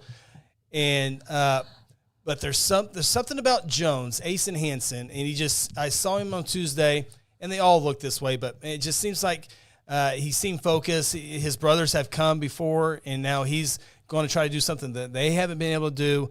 And I'm this isn't so 50-50 ball game. And Washington's experience goes so far, but I'm going to go with Jones. I'm going to go with the Longhorns. They're hungry. I know Washington's hungry too. So all good things got to come to an end. I agree, and so I will go with Jones. And I think it's an upset with Jones winning too. Is it a thriller? Oh, absolutely. Yeah, I think so too. If it's not, I'm highly disappointed. Yeah. Yeah. This could be a possible game of the week. One of the best games we'll see all week. Oh boy, look at this situation. Okay, as long as you get it fixed, it don't matter. Man, tired? Man, I knew when that game was when I saw the semifinals come through, I was like, I gotta make a pick. All right. Jason says you're now 2-1 on the season. 2-1. Corey says, "Will you fellas be at the UCO on Friday night? All week long, baby. We will be Friday, there and for Saturday. We will be there for all of them." Corey met y'all in Adair on the field against Holdendale. If you know what I mean. Hope to see y'all Friday night. Yeah, we'll be there. Yeah. Tony, Phil against the world. Yeah, it's always that way, Tony. Hope so. It's Phil against the world and Adair against the world. That's right. The world versus Adair. That's actually should be. When's the last time Washington lost 2 games in a season if Jones wins? Yeah, it's a great question. I was in the 3rd grade. It's a good question. Yeah, it is. We might have to look that up for next week. I bet Tony knows the answer. If not, he's efforting right now. Yeah. All right. Game number 3. Here we go. It is the Vian Wolverines taking on the Adair Warriors. What a mascot we have here matchup. Wolverines and Warriors. Get you some of that. Vian 12-1. Adair perfect. Absolutely perfect. 13-0 on the year. This game will be Friday afternoon, 12 o'clock start. You can get there about 9:30 at the earliest. I'm sure there'll be a long line out there to get into UCO. Hey, We'll take our parking spots. Hey, Daryl, show up about Who's home 6 team? a.m. The home team is the Warriors of Adair. Oh, so they've been on our side. Yep. This is the 2A2 title game. 7th meeting all time between these two programs. Vian leads the series 5-1. This will be the 4th meeting in the playoffs. Vian's lone loss in the 2nd game of the year against Class 2A Kiefer. Great game, too, 30-29. That's their only setback this year. Vian got their revenge last week against Davis. Shut them out, 21-0. We will have a brand-new state champion in Class 2A Division II. It was a major obstacle that that Vian got past Davis. That was huge for Vian. Shut him out too. Sure did. Sure did. Adair rallied from 12 points down. Going into the fourth quarter, we talked about it. Big interception before the half, big stop in overtime. Adair had a big stop against Holdenville in the quarterfinals to secure a victory. 22-14 was the final score there. So both teams have been tested to the max this year, especially Adair in their last two games. Yeah. Give both teams a lot of credit for what they've done in these playoffs. Been grinding out for sure in the playoffs. Let's go to Chatsville and figure this one out. Opie goes with Vian. Jason reminds me, time to go with your heart, Chris. Don't let us down. I'll explain that in a second. Kenny goes with Adair. Jared, Adair. Leslie, Vian. Productions, Adair. TJ, by the way, the gate parking lot guy at Ponca City was absolutely top-notch. You guys are right about that. We had a good scouting report. Yeah. Fabulous. Junk says Adair in the word of TJ by Fitty. Fitty. Courtney, Adair. Charlie, Vian gets it done. Louie, Adair. Doc, Adair. Tony says Vian is a 3.5-point favorite. Tony, don't open your email if it says from Adair. Experience, Tony says experience prevails. I'll take Vian. Ronnie, lean on that. Ronnie, lean out of the press box with your Adair hat and excite their fans. TJ reminds us, hard to kill. So did OU steal that from I think Adair? so. Yeah, that's what I'm going with. That's right. Venable stole that from the thieves. That's what I'm going with. Coach Bradbury. You get some copyright there. Vian for Germ Love Sports. KJ, Vian has been knocking on that state championship door for the last few years, and they have done nothing but dominate the season. Adair will need to be explosive and disciplined if they want to come on top. They can. And they have been all the year. Tony agrees with Leslie on her pick so far. That's a weird story, but go with it. Courtney, Leslie should have learned her lesson last week. Never bet against Adair. Yeah, Leslie, I'm telling you, words matter. You brought it on yourself, guys. Words and messaging and what you say on here matters to these Adair fans. Remember, it's Mamas the and world daddies. against Adair. That's right. They remember if you pick against them. The world against Adair. Best line in 2A2. Stroud, Vian 27, Adair 20. KJ goes Vian 35-21 over Adair. Jason Powell says, my heart says Adair by 50. Leslie says Adair Stroud was an awesome game. I was close on that pick. Close doesn't count. Yeah. Yeah, 50-50. Oh, here we go. Phil? Phil, take your time. I need some time here. Okay. Vian, I always say the best player on the field, right? There's variances to that sometimes, right? Talk wall. Yeah, no, there are variances to that. I mean, there's different factors. Real quick, great matchup. Cooper McCord for Adair, Mason Wright for Vian. Big time. Big time players. I mean, there's big time players on each side, but those are the ones that will perhaps decide this game. Yeah.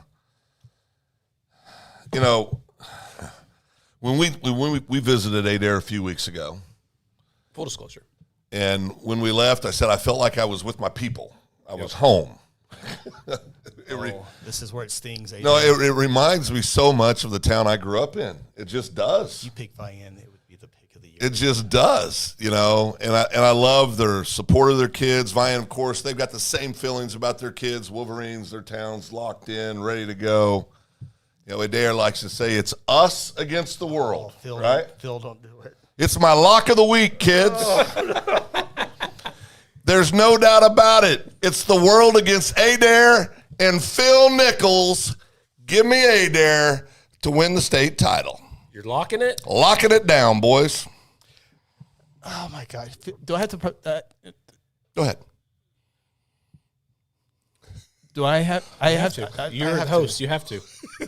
Do I have to? This is why you make the big bucks. It gives me Ada and Adair. Can I pick Ada for? I'll pick Adair for Phil. There you go. T. Fred, right on cue. Congratulations, Vian. No, T. Fred said that they knocked out the Phil curse, so it doesn't matter no more. According to T. Fred last 2 weeks. I've been serious about my locks all through the playoff picks. Kenny, poor Adair, the kiss of death. TJ, we like when people pick us, but we love when people pick against us. Junk, hey, the curse of Phil has been broke. Tony says, Leslie, our pick instantly looks better with Phil's lock. Yeah, Tony, the guy who looked me dead in the eye last week at UCO and said, Carl Albert ain't got no answer for Junior against McGinnis. Yeah, I feel pretty good about my pick. No answer. Okay, here we go. Phil. Tony asked if Phil did lock Pryor. Yes, he in a Pryor season, he in the Guthrie season, he in the Cashin season. Right. There's one more. I keep forgetting who you in it. But okay, so here is my thoughts here. So I'm completely shocked that Vian has not won a state championship since 1971. Absolutely shocked. Mason Wright is a stud. Thick kid. Cooper McCord, stud, thick kid as well. Saw them both at the press conference, and both, I don't know how anybody tackles either one of those guys. They are so good. Adair, last time they won a state championship was in 2015. Bradbury was the quarterback. Got a Bradbury coaching this game here as well. They got some experience in coaching staff there. Coach Schwepfer has been there, has won some big games as well. Vian has been in this atmosphere. This will be Adair's first time. I don't really think that's a factor in this game. In this one, on Monday night, when these two teams on Friday night, when I saw it was going to be Vian and Adair, I told some friends that my brain tells me Vian.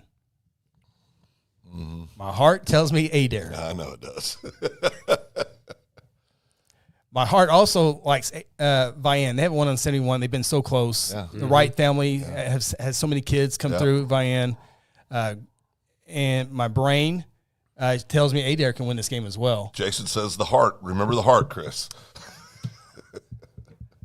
My 2A, or excuse me, my 2A2 division state champions, Adair Warriors. Attaboy! Attaboy! Attaboy! Going with the Adair Warriors. I think it's one of those fan bases that I have not seen in a long time. It really is. They are all in on their team, and if they were to lose, we're going to have to help them out, guys. I don't think they're coming back next week, but no, I'm going with Adair to win a state championship, their first since 2015. I'm with you, Chris. This is 50-50. This is going to be a great game, man. But I'm going Adair just because I don't want these guys to hunt me down and kill me sometime. Give me the Warriors, baby. Let's go. Go viral again this week, Adair. Listen, this Adair team, guys. You remember their offensive line? I mean, they got these kids up front are outstanding. They got a lot of kids in the skill positions, but and sometimes you just feel like it's a team's year. Yeah, Ethan Stevens is a great player. Yeah. We saw him have a big game against Holdenville, had another big game as well. So McCord kid is the difference maker for them. But they have multiple options. So it's not just about Wright and McCord, although it's going to be a big part of the ball game. Well, it's a big part of the game. But listen, all championships begin and end with the boys up front. They just do.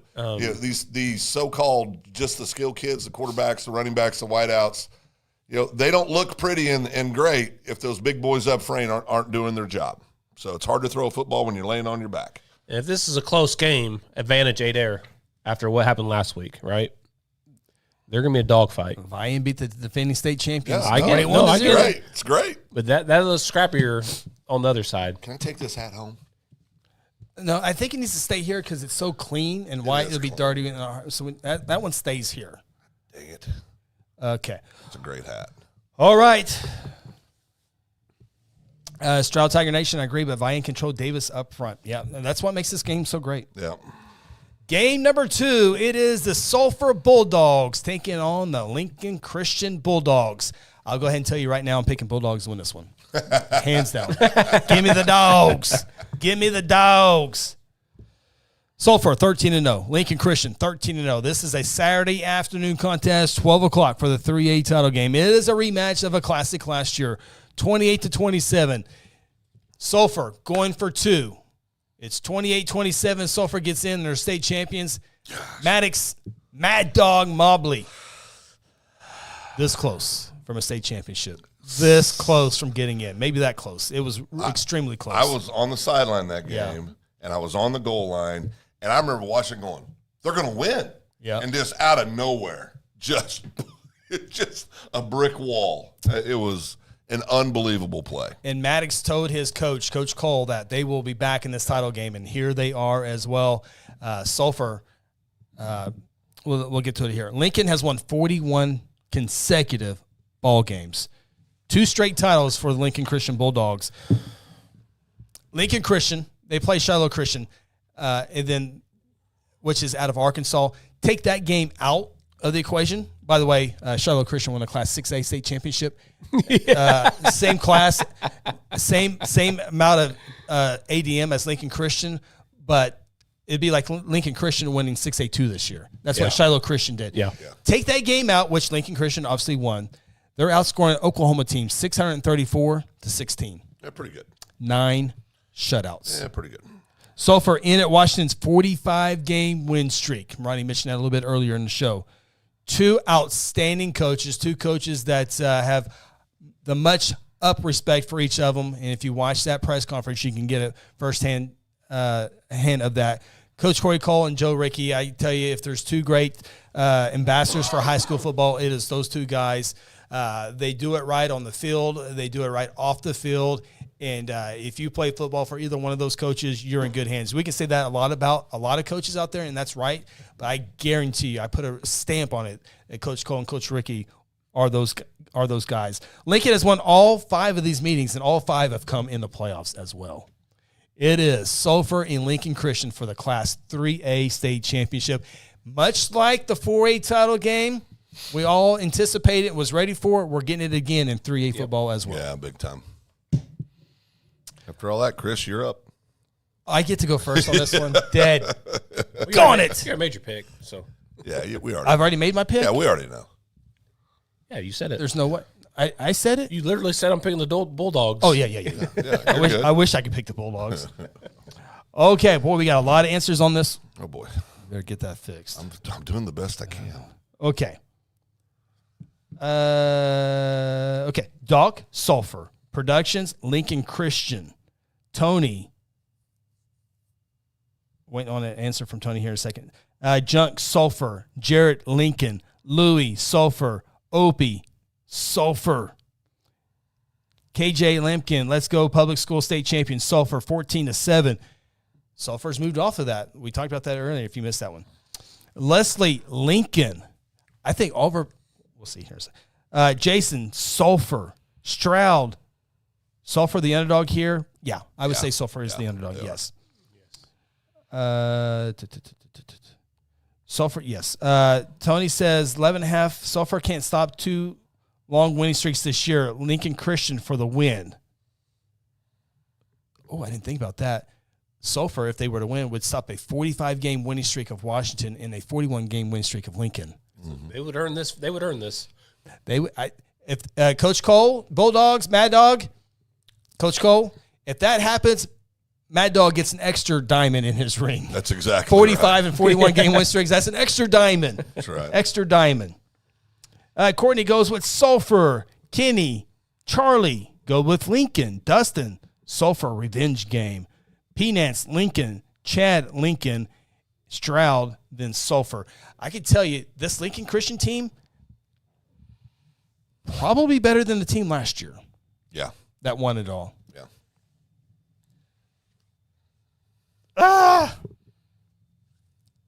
These games get. I don't know why I get. I don't know why I get this way. I don't go to Sulphur. I don't go to Lincoln Christian. Yeah, but in a way, because of this show, we get to know a lot of these people. That's true. I mean, and I mean, you just do. Yeah, I mean, Doug Nelson will be there, and it matters. You know, I mean, it's a big game. Listen, all these are great football teams that are left. These are tremendous football programs. Everybody's guessing to some degree, obviously, on these, but I do think there's I think I know who you're going to pick.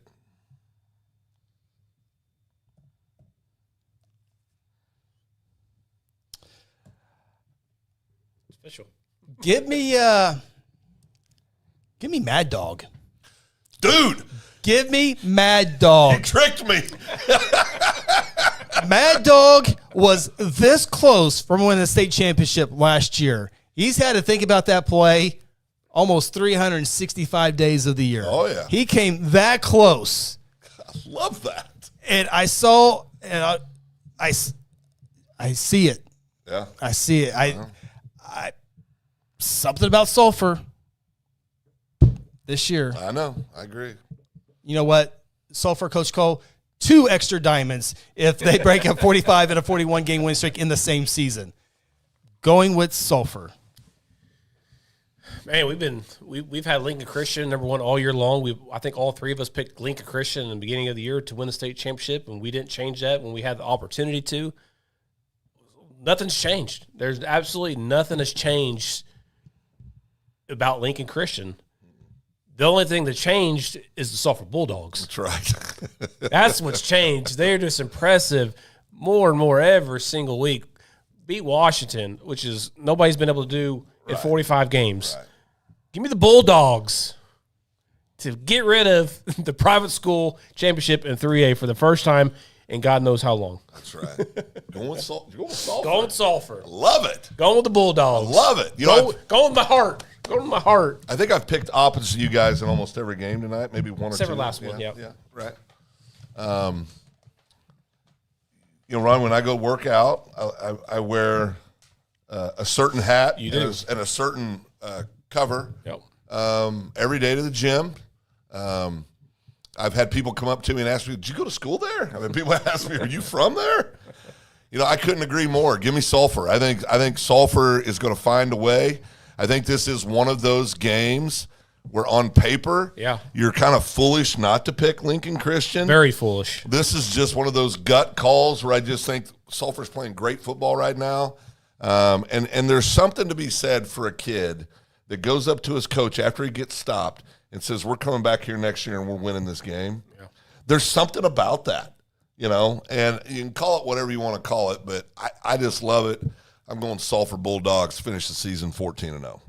Yeah, Sulphur has been in these close games, so if it gets to a close game, you got to give Sulphur a little bit of an advantage because Lincoln has not had to, except for one game with Shiloh, really haven't been tested. 28-7 was the closest game they've had all year other than that game. Yeah. And so, we talked public school, private school, and it's a big deal in 3A because there's a lot of private schools there. Oh, yeah, lots of the last time a public school won a state championship in this class was Rashawn Woods, 2017, John Marshall Bears. Yeah. So Rashawn coaching in Tyler, Texas now. Yeah. All right. And there's only one game left to pick in the entire state of Oklahoma. It is the Class 4A state championship game.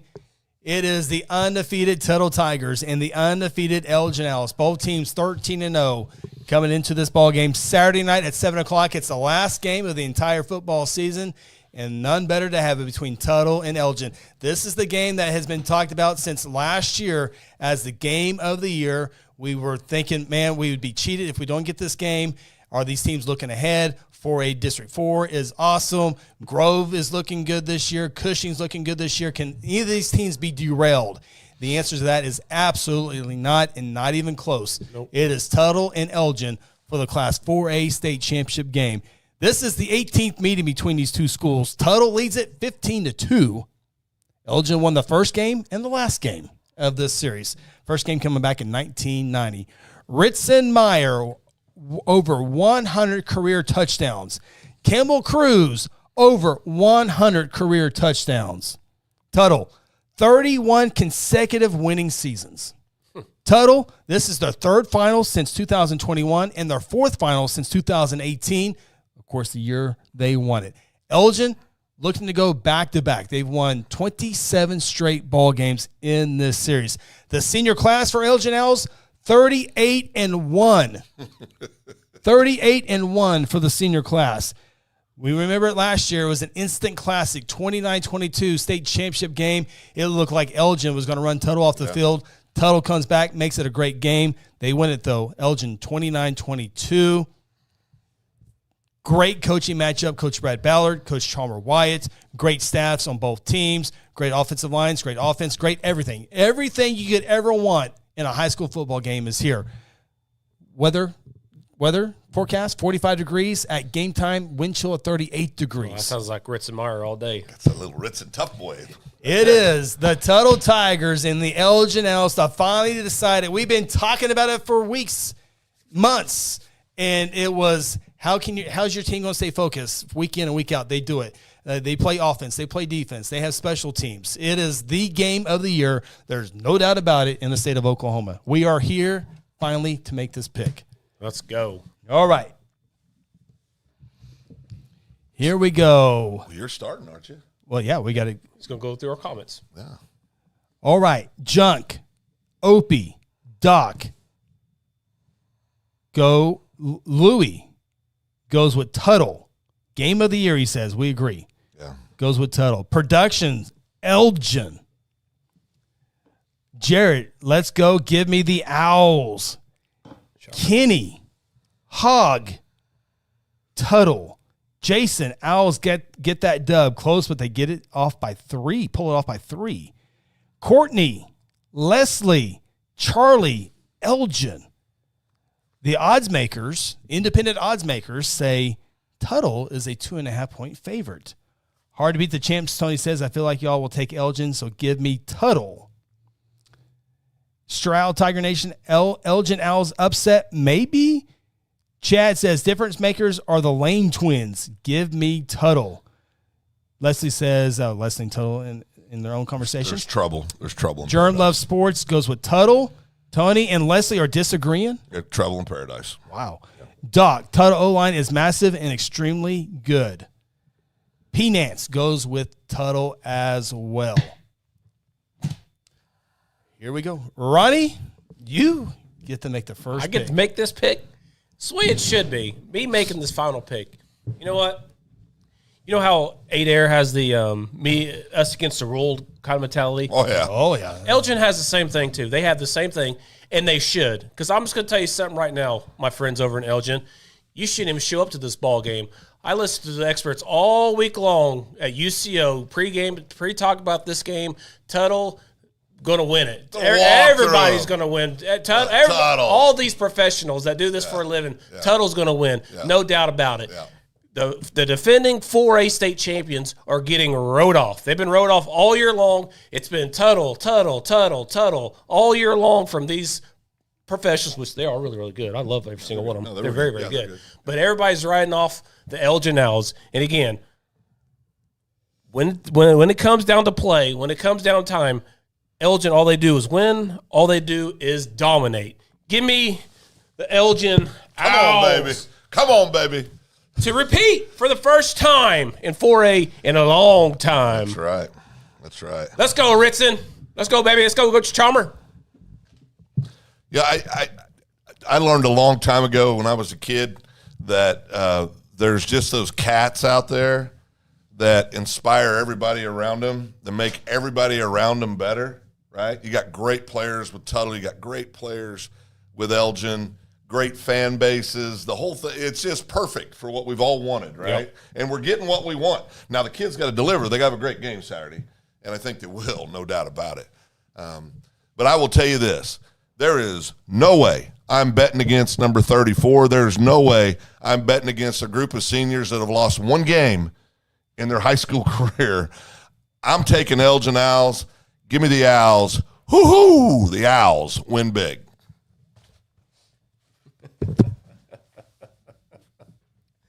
Win big? Yeah. Oh, okay. 3 to 6 points. Got caught up in the moment. Don't even show up, Elgin. You shouldn't even show up. Everybody's game's over. The articles are already wrote. Game's over. They've already got it written. Yeah. All they got to do is insert names, yardage, and whatever else. It. I mean, it's already wrote. Yeah. Tuttle, victory. Last time someone in Class 4A went back-to-back was the Wagner Bulldogs. Yep. Was the Wagner Bulldogs. That's the last time someone's gone back-to-back. That was pretty good. And I want to say that was like 2015, 2016. Yeah. Again, so Man, I tell you, this is the game of the game, as we've talked about here before. You got studs on both sides of the football. I can tell you at the press conference, Ritson was Ritson, loose. Hey, I'm ready. Let's play right now. What's up? Let's go. Let's go. He's ready to go. He's potentially the player of the year. Also, player of the year is Cruz Campbell. Yeah. Oh, yeah. And they both, Cruz Campbell, straight business. Yeah. No smile, straight business. I've had to listen. He's like, I have to listen to this. I also noticed that Ritson and Cruz were sitting next to each other. That's right. Which I loved. Absolutely loved it. Yeah. So this is the game that everyone has been waiting for. I cannot wait to see this game, and it's so fitting that this is the final game of the year. 100%. Absolutely. And so all season long, I started in the preseason rankings. I had the rankings every week, and I had Elgin number 1. And then I went with Tuttle after about week 2 or 3. Yeah, you did. And both teams have done a good job. I want to give a lot of credit to the Elgin quarterback, too. We've talked about him many, many times this year. He's replacing Tress Lohr, who brought a state championship. And the way he has fit into that system, kudos to him. And I know Ritson was asked about the offensive line. You know, you replace the guy that goes to Tennessee and the guy who replaced the Navy. Well, they're not as good as they were. Often you can't replace 2 Division I kids and be the same. But that offensive line, give them credit because Ritson's still running for great numbers. Yep. And Elgin's still playing great numbers. You look at Tuttle, they've gone through the 5A class. I mean, they went through Guthrie, Newcastle, Noble. They've gone through Broken Bow, arguably probably the 3rd best team in Class 4A. And so they were challenged pretty much there, but they still won the game by 3 touchdowns. Meanwhile, Elgin takes care of business every single game. We talked about how good Cushing was. They threw him to the side. It was 50. It wasn't even a ball game. Wasn't even close. And Elgin, first game of the year. Lott MacArthur. They got 2 Division I kids. Yeah. They got a stud freshman running back. Got a great quarterback. They beat him by 3 touchdowns, 42-21. So this is just a big time ball game. But I have to make the final pick on this one, right? Oh, you do. So don't do that. I will come over here, and we've had a great year of all the swag. Yeah, it's been fun. Absolutely great year of the swag. Yeah, it's been cool. What's he going to do? I get nervous when I don't know what Chris is doing. Love Pryor. Oh, boy. What are we doing here? Making me very nervous right now. Just watch, Phil. Lincoln Christian. Elgin's obviously playing here. Great season, Jeremy Reed, Altus Bulldogs. 20 in a row. 20 in a row for the Carl Albert Titans. Rejoice Christian, you have a chance to go back to back. Back to back. Sulphur Bulldogs, everyone's picking Lincoln Christian except for us. That's right. Good luck. Adair Warriors, I went with my heart. Lock them down, baby. Phil locked them down. It's because of the Little League football program. That's right. That's why Adair's really good. That's right. Chandler Lions, they started the season by beating Stroud. Crazy. They got a great softball team. Yeah. We love Tony Wilson. Thank you, Tony. Yeah. Good job. Bixby Spartans. Enough said. 8 straight state championship games. That's unbelievable. The Duncan Demons. I was the only one outside the Duncan locker room that had you guys going to the playoffs, and you guys went to the playoffs. Great season. So Sapulpa, you got a first-round bye. What a season it was for Sapulpa. They got great. They keep passing bonds. They got great facilities on the rise. Muskogee, Coach Condit, it wasn't the year that you want, but I know you're going to have the Muskogee program right where you want them because of the facilities and the type of coach you've won 6 state championships. I know Muskogee's coming. So then it comes down to Elgin and Tuttle, the game of the year. Let's go Tigers! Winning the state championship! They're bringing it back first time since 2018. It is the Tuttle Tigers, the last team standing in the state of Oklahoma. Oh, gosh. You know what this means, Elgin? This is for the High School Huddle season champion. It's going down. It comes down to you two. Comes down to us two now. Yeah. Elgin, this is even bigger now. This is bigger than a gold ball. This is bigger than a ring. This is for a first for a title of the season between me and Chris. Oh boy. Oh boy. We're going to be there. We're going to see it firsthand. It's going to be a fun game. Can't wait to it. It's going to be a great week. We got some great games all week long, and it all gets started tomorrow, Thursday at noon. Man, we invite you out to UCO, whether it's one game or all the games, and they put on a great show at UCO. Yeah, last thing I'd say is, congratulations to all of the football teams playing last week and this week. Tremendous. Good job, Ronnie. Good call. Tremendous seasons for each and every one of you. You should also be proud of yourselves. Good luck to the kids playing this week and their fan bases. We know how much this means to these communities. It's exciting. Come back next week, our final show for the football season before we segue into the winter sports.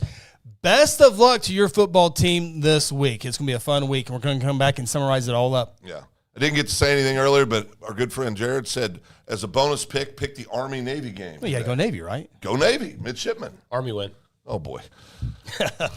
All right. We'll talk to you next week here on the High School Huddle, presented by our title sponsor, Red River Roofing.